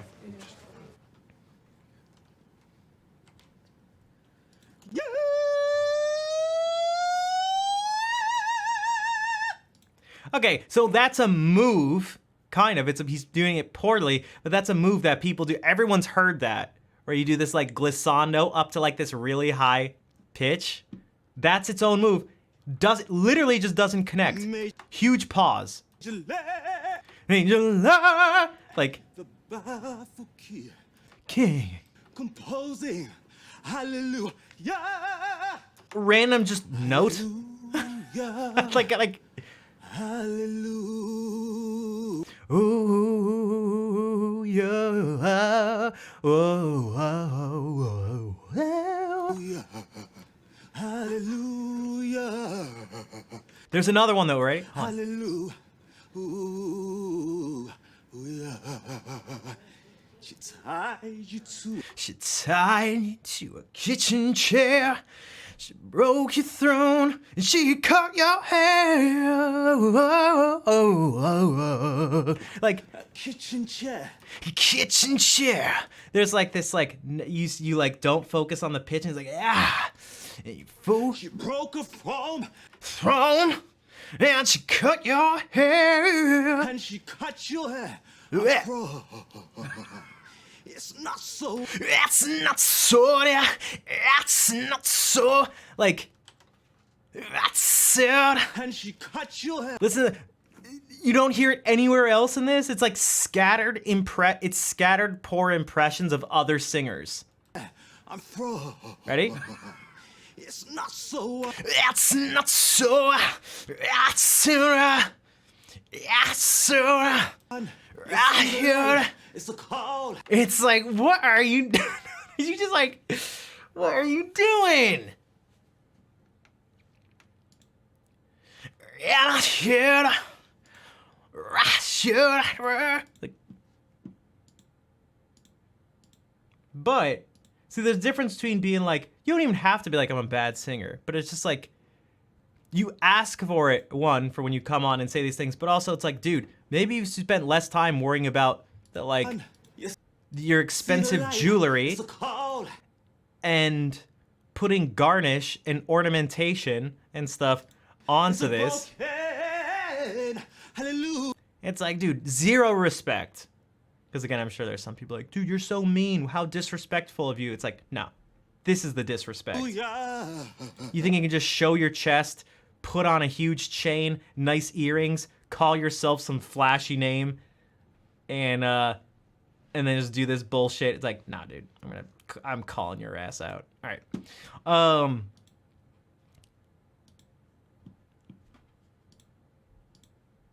Calling you out. You're getting called out.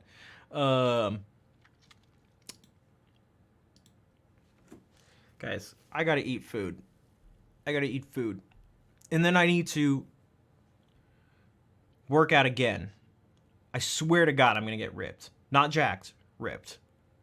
I could already see some, like, definition in my abs for the first time since I was, like, 18. So, we're gonna get, well, cardio every day. 30 minutes to an hour, depending on what other stuff I'm doing. So then it's like, I just started the actual weightlifting thing, but I had been doing push-ups and like sit-ups and stuff, which is why I think there's like actually some definition of my tummy when it's not bulging out from eating too much and stuffing myself. Oh, speaking of the French streamers, part of that crew, I know Gomar. She's wild. She is like, I feel like she'd be a fun person to hang out with. She's ridiculous. Yo, Melisan, thank you for the raid. What is up? I was about to end, but I'm actually gonna play some. We'll still do the ending song, but I was. Thank you for bringing everyone over. Merci. I was just talking about how the things I need to do after I end the stream, which is working out. So what I just got this, like, my dad's old, like, home gym thing set up. I can do a bunch of stuff. I can't do everything, but I can do a bunch of stuff. So I'm trying to split up half the workouts one day, half the, like, lifting stuff, and then cardio. Then the next day, like, lower body stuff, cardio. Then the next day, a break from that, and just pure cardio, where I'll try to do, like, an hour. And then just kind of go through that cycle. I'm really happy because I don't have to go to a gym, which I think would demotivate me. It may be the opposite for some people, where like, oh, I got the membership, so now I'm going to be, at least know about your chill stream and maybe come back someday soon. I hope so, and thank you. Welcome, everyone. I normally play music. I'm going to play some music to end the stream, but today was a little different. Here, I'm playing music now. This means I can do this. I don't have to worry about what other people think of me, because that is not something I'm trying to work on at the same time as exercising. I do not want to pair those things up. I don't think it's smart. I know you're joking. I mean, here's the thing. That's what I kind of said to the other guy, was you haven't established any sort of, I don't know your tone or whatever. Like, Ajax, I know, like, I've seen you around here in Rich's stream and stuff like that. I know, and you put a kappa next to it, but so like, this is not the situation. That's not the context with which I think I should be working on my self-confidence. I can only see it getting in the way and being an extra thing to make me not want to go to the gym. I know I wouldn't like it, and I think it's smart to do it this way. So, and it seems to be working. Again, I've only missed like a few days the past 5 or 6 weeks now, so I gotta keep doing it. But then also, again, like Devin was saying and we were talking about before, I can't just spend all this time streaming. If I want to get to a certain point, I need to contact a bunch of people. I need to work on some other stuff off stream, and I need to give myself enough time to sort of take a breath after streaming, because I can't do that and then just like do more work. It's just anyone who streams knows what that's like. You gotta like breathe. I gotta eat food, do this, and make sure I don't go to bed late for a third night in a row, because that will not put me in a good mood. I'm trying to go to sleep at 2 a.m. at the latest, and that's early for me, so.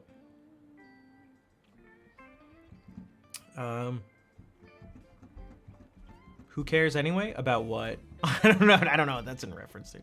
I said like 5 different things. It could be the gym thing. Who cares? I don't know what that's in reference to.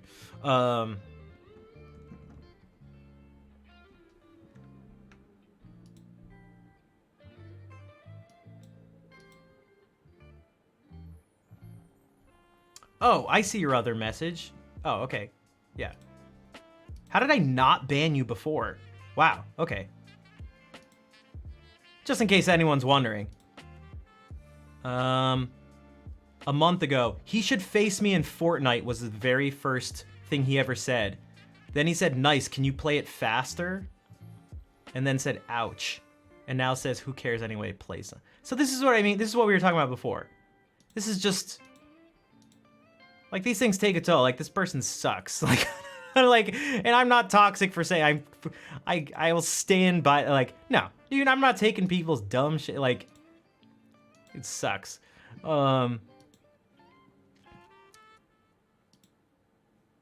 So, oh yeah, what was I saying? Before Jack the Silverback, yeah, I'm sure he's the alpha male Silverback. Also, literally someone asked, so. The one I banned earlier, he had not said anything before. That was his first time.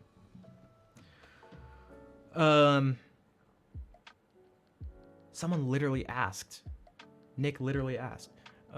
I've been talking with Martini Monster, but a lot of this, what I've been doing so far, because I just told her about and I just got this thing set up like 4 or 5 days ago.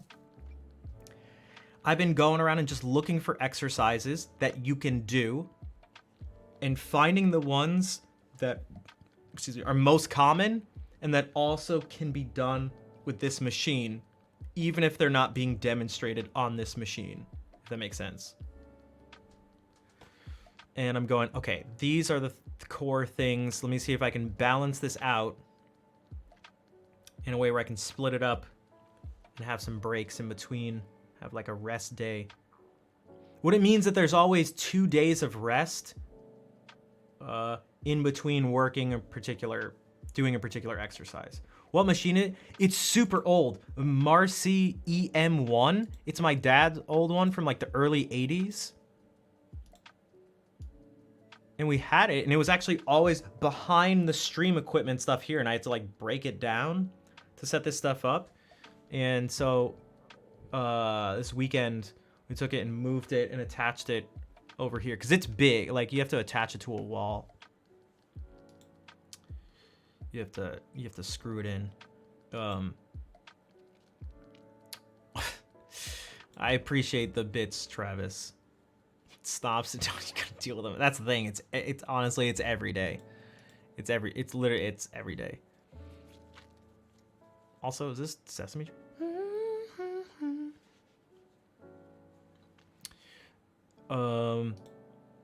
So I'm trying to do that. I gotta DM people from yesterday to talk about some, I gotta reach out to some, like, stream / social media manager people, something. I gotta figure in, like, I don't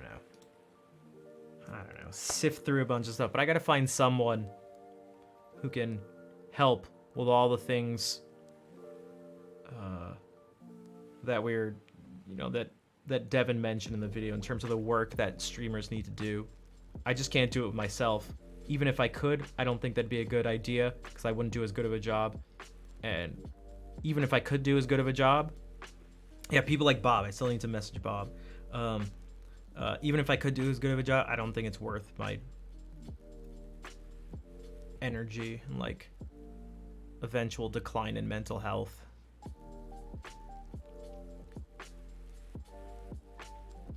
Yeah, I mean, there's also like, if you don't have anything, I guess I'm so far from an expert on this stuff. It's ridiculous. I don't know what I'm talking about, but I know you can do a lot of calisthenic like exercise, but even that, you still like need some stuff. At least like a pull-up bar for something. I mean, you can't just have you on a floor in gravity and do everything like realistically.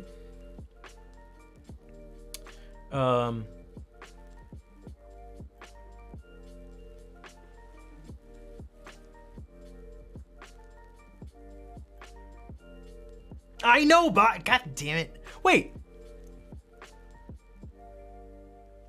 did I not? I thought I at least sent a message. I don't know. Last night I was like, yeah, I don't. Dude, I'm gonna, you know, leave me alone. Leave me alone. Okay, can you hear my stomach growling? I need to eat food. Can go away with just cardio and eating good. I mean, there's that too. So there's the eating thing is actually a bigger problem than I thought. I love eating food. I like food that tastes good. And so that's a problem. And I have a very addictive, obsessive compulsive personality and stuff like that. And all that plays into, it doesn't help with the eating stuff. I've been fortunate for the past almost 30 years in that my metabolism was sort of, did all the work so I could eat terribly and never gain weight. But the past couple years, and particularly the past year, it's, I can't rely on that anymore. So I actually got to do work. Plus, the main thing with this was actually the fatigue issue, and you know, my the signals that should be sent to get my veins and arteries and capillaries and stuff to constrict, to pump blood through my body. I need to sort of manually get them to do it. And I need to like kind of force them under extreme conditions, i.e. doing exercise, to, I guess,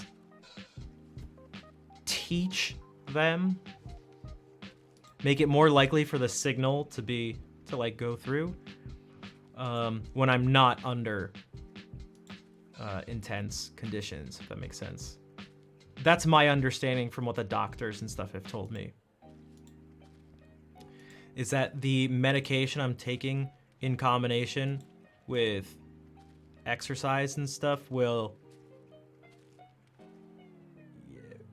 strengthen the connection of the neurons. Pira, hello. For those who don't know, I got viral induced autonomic dysfunction.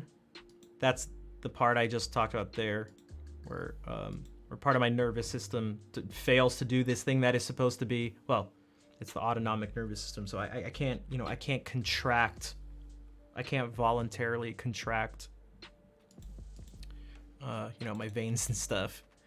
So I got to do things that get that to happen. Because that's a big part in circulating your blood, which I was unaware of until like a year ago, less than a year ago. I thought your heart just pumps blood, and that's it. But turns out that's not all that goes into it. So I got to do this. This is like almost life or death. Then there's the mitochondrial thing, which I don't think is connected with exercising, but maybe, I don't know. But, and so what I was saying is that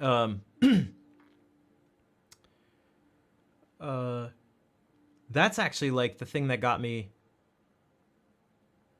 to be like, I really got to do this. And then secondary is getting totally ripped.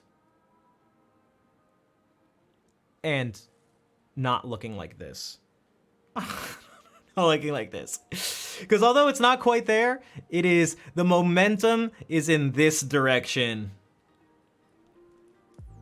It never was before, but the momentum, particularly over the past year, is in this direction, not in this direction.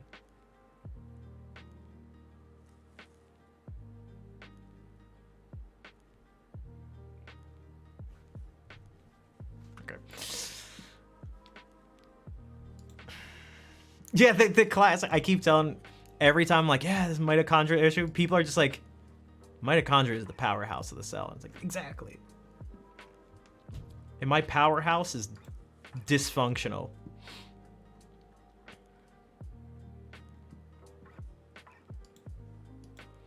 I do know why I have it, or at least most likely it was from getting mono and having that infection, the Epstein-Barr virus, last for its significant levels for like 7 years, and so it seems to have caused issues on like the cellular level.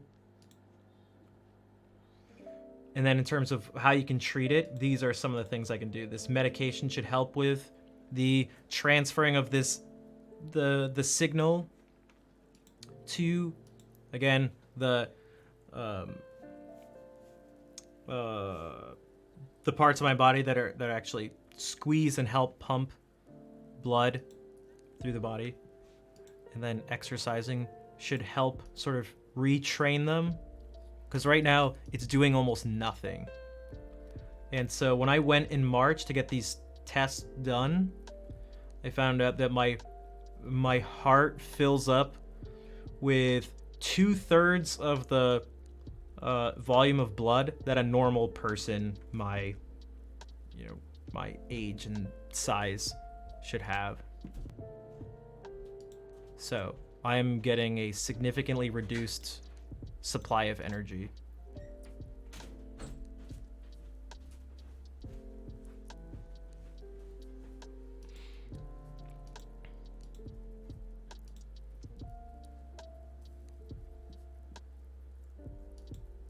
Seven years. Yep. I know, normally it lasts like a few weeks.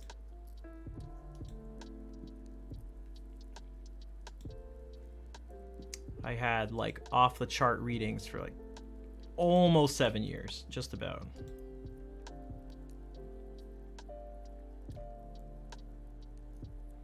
You know, talking about taking responsibility and stuff like that. Like, who do you even blame that on? Am I gonna make the virus pay? What the hell? Like, well, you can't even blame that. It's not even an accident. You can't even. So, is that fair? I don't think so. I knew I had it the whole time. Yeah, yeah.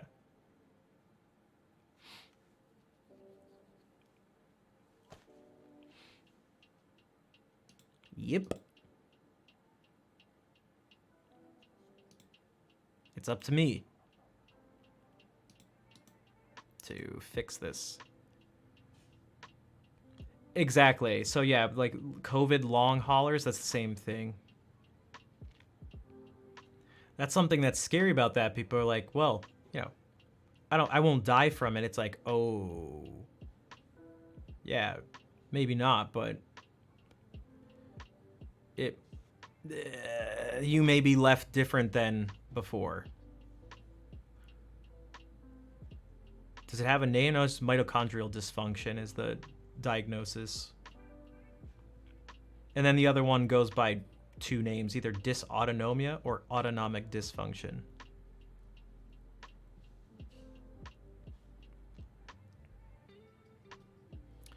So,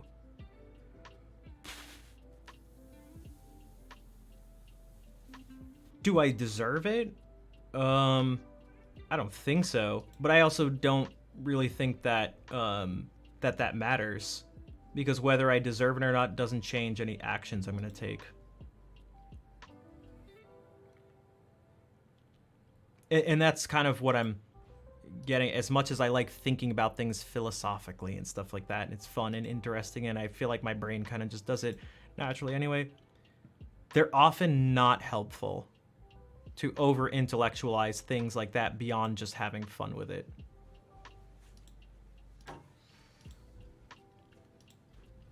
So regardless of my answer to that question, I am in no different, the situation is no different. Like, wait, yes, I deserve everything I'm going through. Okay.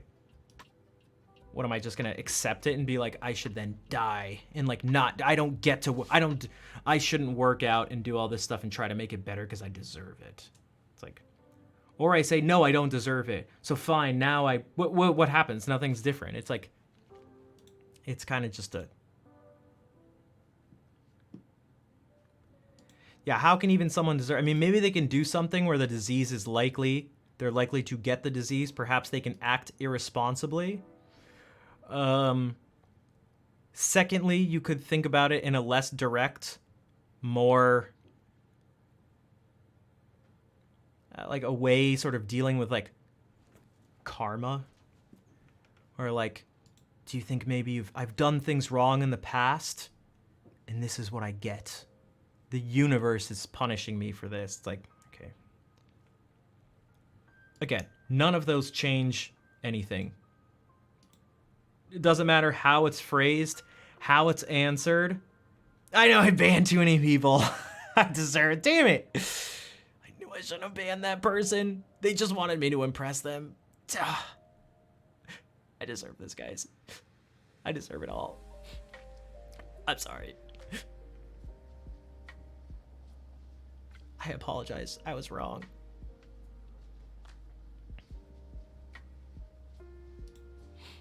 I take full responsibility. My thoughts and prayers are with... Oh, no, wait. That's not what you would do when you apologize. Oh, my God. Cutie. Oh, God. Yeah, it's like, do you deserve it if you smoked cigarettes, a pack of cigarettes your whole life? It's like, kind of. Even deserve isn't the best word, because there's like judgment. There's like moral judgment behind it. So it's like, you don't deserve to get cancer, but you should not be surprised when you did. It's difficult to feel bad for a person and be like, oh.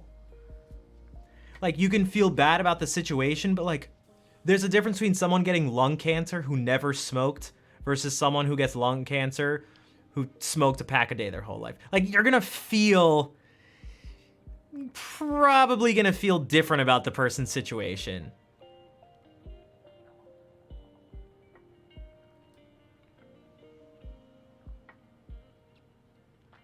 It's probably gonna be more like, oh, that sucks, but like, dude, I can't be like, oh my God, that's so unlucky. Oh no. So it's not that the person deserves, but at that point, yeah, again, it's like, yeah.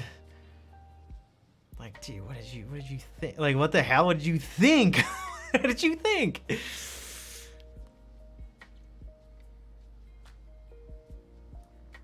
Or maybe someone gets into a fatal accident because they were drinking and driving. It's like, did they deserve it? But no, it's like, dude, you got blackout drunk. Or let's not even, that actually makes it more complicated. You got super wasted and you just like, and you planned it so that you were most likely, while you were sober, you were most likely to find yourself in a position where you were going to get drunk and then you were going to drive. You planned on driving drunk while sober. Does the person deserve to die, right? Like, you deserve this. It's like, no, but it's like, dude, what the hell were you thinking? Is different between that and someone who is sober and driving and maybe got hit by the drunk driver. Like, those situations are dealing with. Those situations are definitely different. And we as humans kind of naturally know that. Vol, thank you for gifting that sub to Tiger.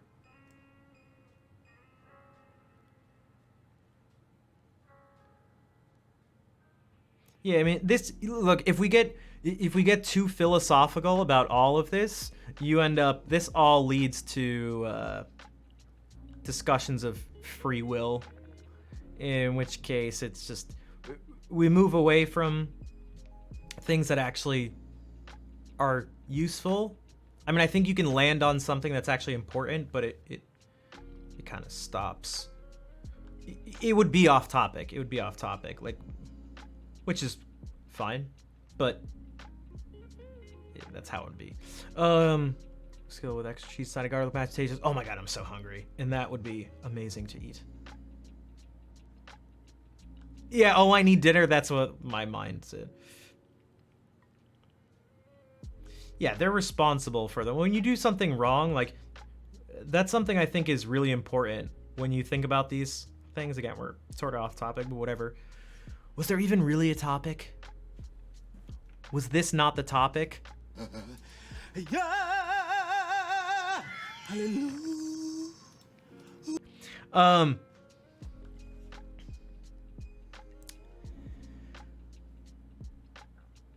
What was I gonna say? I distracted myself. All right. All right. I legit distract myself. My stomach is also distracting me. I wasn't offended at all. I was just trying to answer because oh, that's what I was gonna say. We need to decouple responsibility from judgment.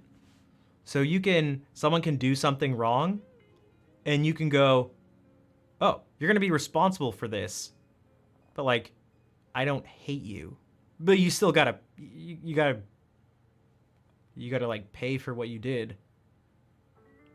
Now, some of you may misinterpret that as, didn't you say that people have to deal with their own things and you can't make people pay? It's like, oh no, you would have missed the thing I said. I tried to separate the justice system from actions you take. You need to try to make the justice system fair, but your life isn't the justice system. So, something happens to you, you get injured or something, the person who injured you is not going to rehabilitate you. You're gonna do that. They're gonna pay according to the law, or at least you hope. So those two things are separate, and then, so getting back to the responsibility, deserving, something like that. People are responsible for the things they do. And they have to, like, I do things on stream, like I do things that I don't like to do. I act ways I don't like to act. But no one's responsible for those things I say and do except for me. And I wouldn't want to be,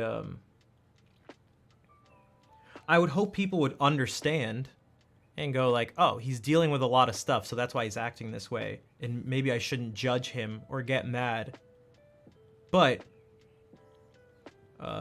you know, if I were to think that I don't deserve anything bad to happen to me, or like I shouldn't expect anything bad to happen based on my actions because I have a right, like there's a reason I feel this way, it's like, that wouldn't be right.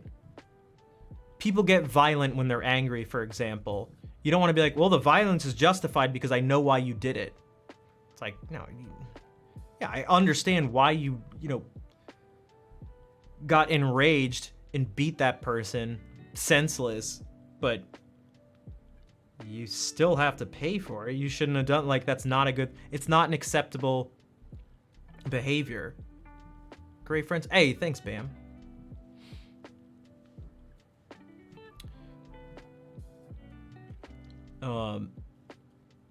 And that's something, I don't know, I think that's actually kind of important. And that's something I actually landed on years ago through thinking about this sort of overly philosophical, like, topic of free will and deserving stuff. Does the person who's addicted to the thing, like, are they making the choice to do it? Does the person who works out, are they just better and making the better choice? Is the person who's not working out just not making the better choice? Are they just dumb or bad or stupid or worse? Is the person who does it just better, smarter, more awesome, and more gooder? I don't think it's that simple. But one of the things I landed on is I don't think... There's always a way to understand people's actions, but one thing you have to do is you have to hold people responsible. So you have to hold people responsible, and then it goes back to what I was saying earlier about taking action, you got to take action for yourself. Regardless of whether you deserve it or not, regardless of whether it's fair or not, regardless of blaming or whatever, that's all you're left with.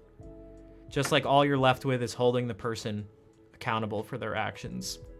And none of those have to be tied in with any sort of judgment or moral anything. Yeah, so it sounds like, Melissa, you had to do that and you probably felt bad too. And both those things can happen at the same time. You can cut someone off while also being empathetic and understanding and like feeling bad for them. You're like, oh, I feel bad for you. That's unlike the situation. That's how I'm responding emotionally. But the actions, you just can't be around me anymore.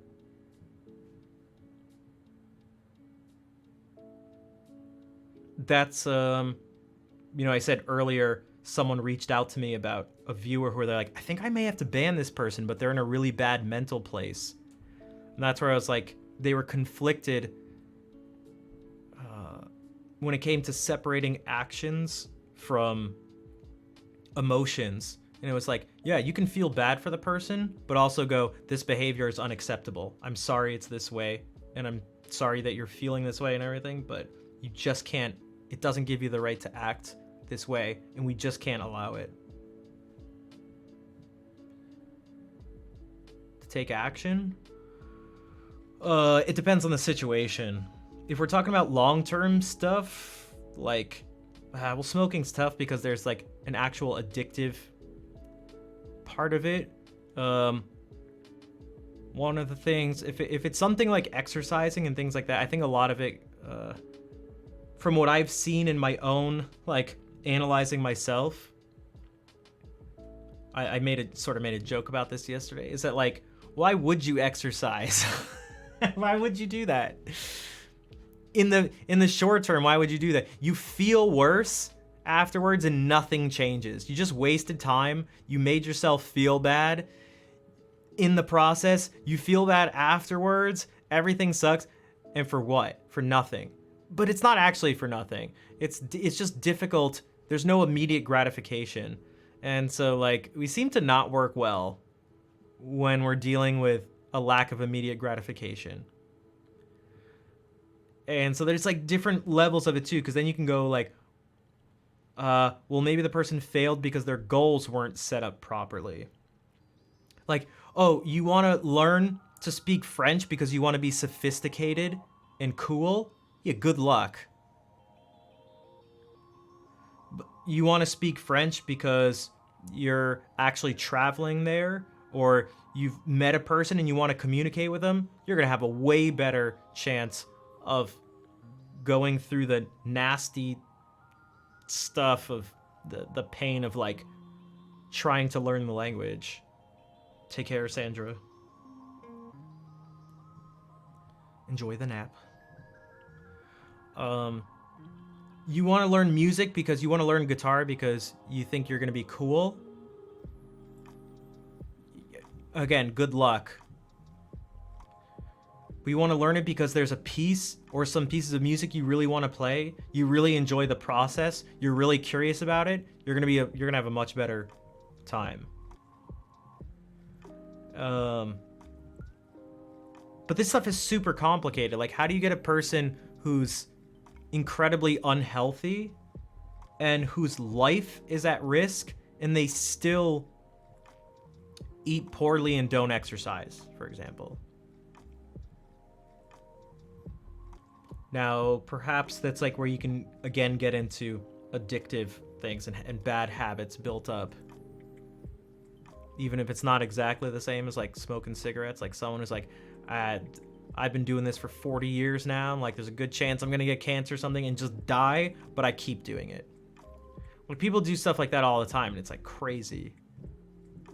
It's crazy that it's not crazy. Like, it's crazy that it's weirdly common and not shocking that humans would do this stuff, but they do it.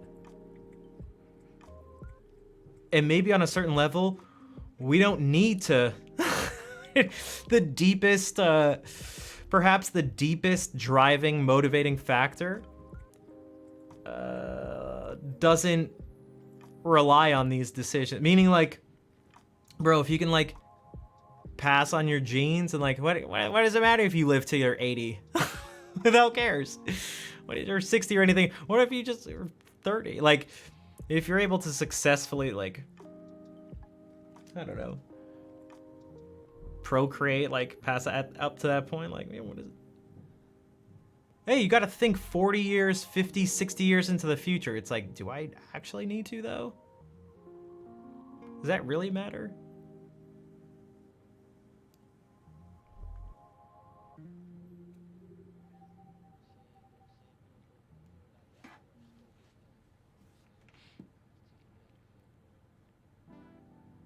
Like, on a really deep level, it kind of doesn't, like, evolutionary speaking, it doesn't seem to matter.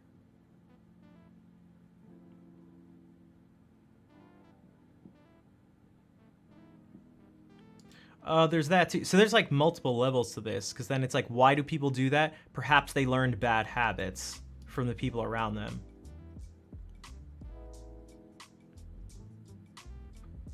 They've accepted death. Oh no, I mean, like, why isn't it motivating to say to someone, hey, you're 20 years old, you should stop smoking because 40 or 50 years in the future, you could get cancer and die. Like, why isn't that motivating to most people? It's just like too far in the future. It's like, why would it be motivating? And I'm like only kind of half asking that question. Right? It's like, in a certain sense, like, why, like,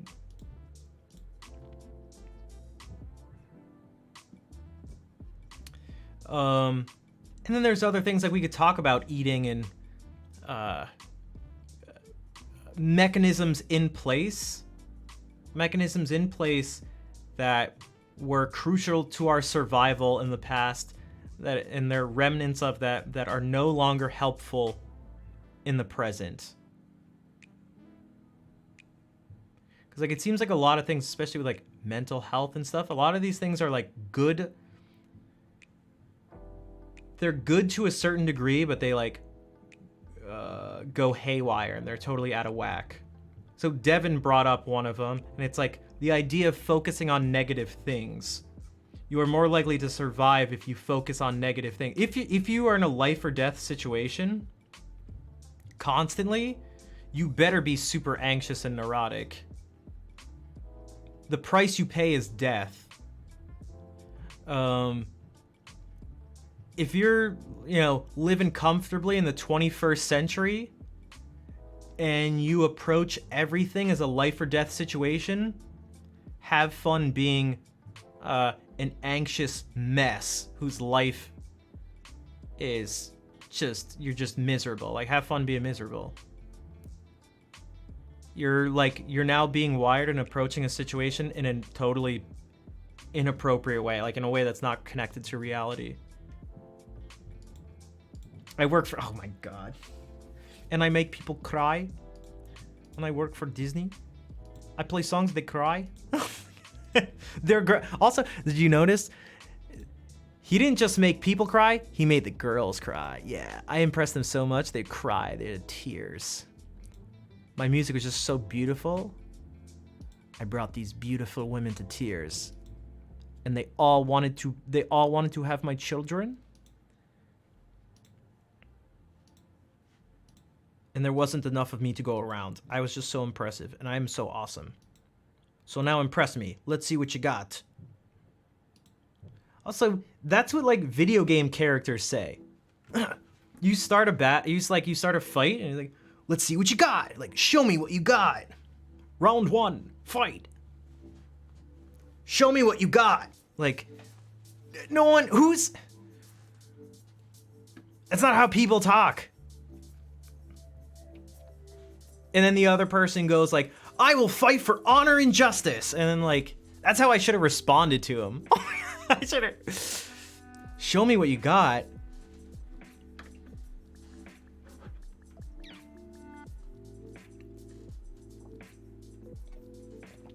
I'm pretty sure that's like better in theory and being said. Because imagine if I said that, I don't even know if that would have been picked up. Or like, that would have been like, that's like not the best joke. I think there's like too many steps.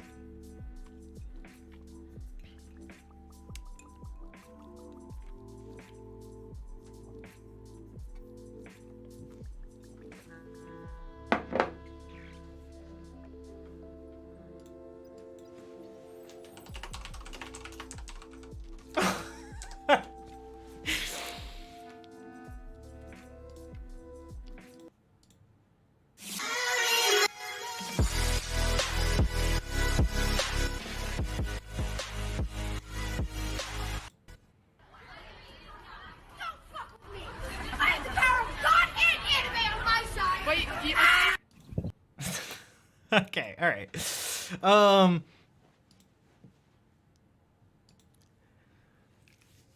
What a legend.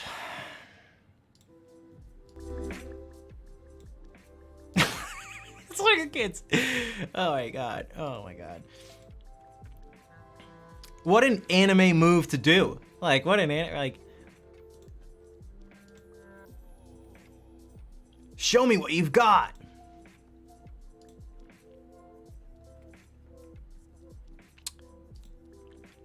Okay, I really have to go. It's been over 4 hours. I gotta go to the bathroom too. I gotta eat food. I gotta get totally ripped and chiseled so that I can make the girls cry. When they see my abs and listen to my songs, they'll have tears in their eyes. I have 53 songs. Okay. Oh. I will play some music. We'll do an ending song. Oh, this is wow. All right.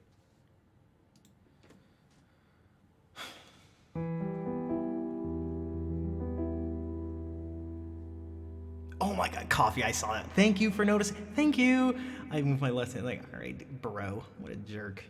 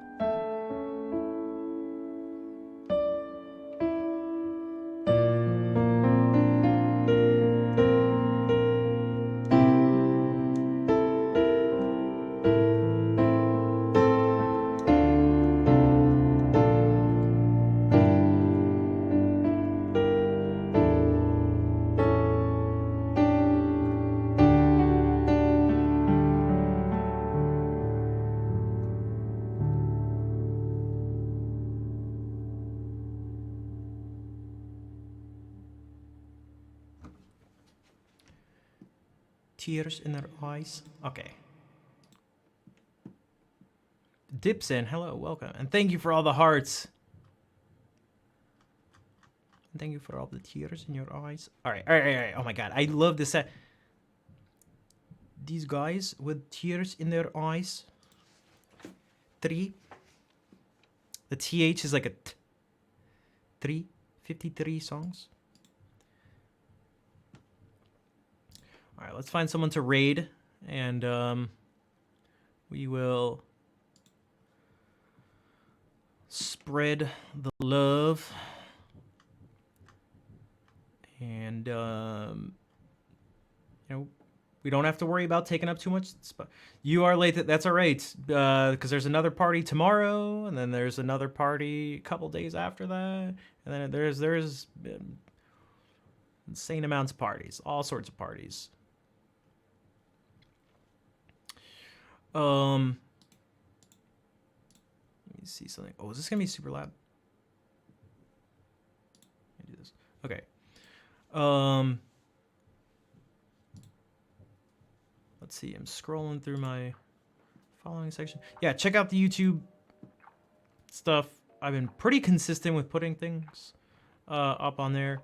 And again, ways you can help. Here's where I'm actually asking, you know, if you check that stuff out, if you share it with people who you think might like it, if you check it out yourself, all that stuff helps out big time. So we can get people to see that, so we can get people to see the stream, and also bring something to people that, hey, maybe they just will like the videos and the music. If you haven't already followed here, that helps. If you're in the position in life to be able to subscribe or cheer or donate, that certainly helps. The biggest thing right now, though, like honestly, like no joke, is like I think exposure stuff, even more so than just like direct donations and things. So sharing stuff, hanging out, lurking, sharing the stream with people, chatting, being cool, not challenging people to to impress them, it all helps. These are all ways you can help.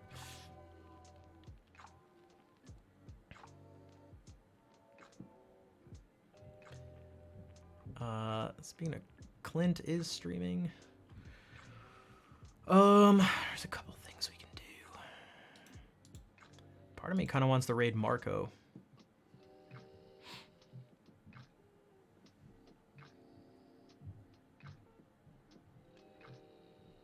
Wait, did he get the world record?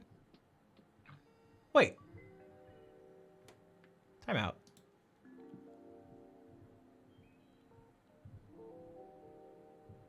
Wait a second. Time out. Hold on.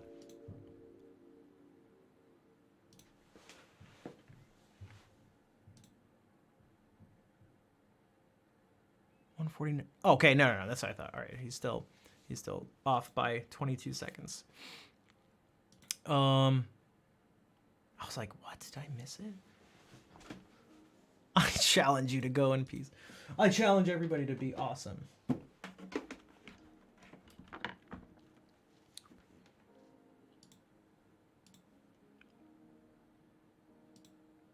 my god, I have so many tabs up. What am I even doing?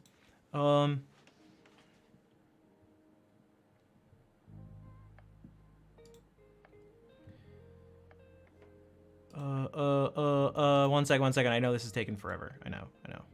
This is what I mean by like pressure on a stream when you're like, even when you're not doing anything. Also, maybe you can see, so I just checked my viewer count. I was curious. Holy shit. That's what happens when you don't do music, when you try to do something different. Holy shit. Just stream, just do what you want. But I appreciate the support for people who are here today. I tried to do something that I thought was important and interesting, and you know,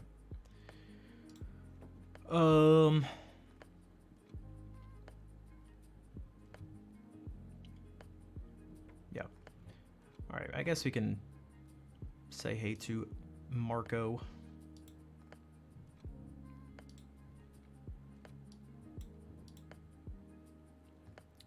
Let's actually do this. Speed running.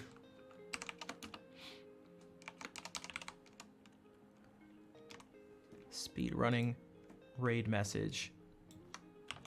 This or some other heart thing. Maybe you can mix it up. It's just good luck.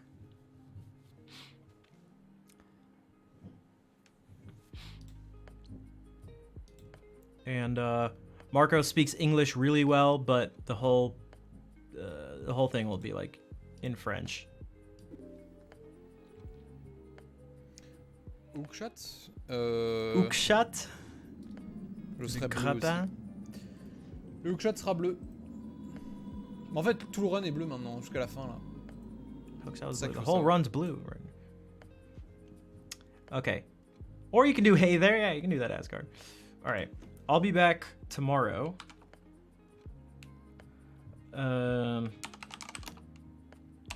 Marco.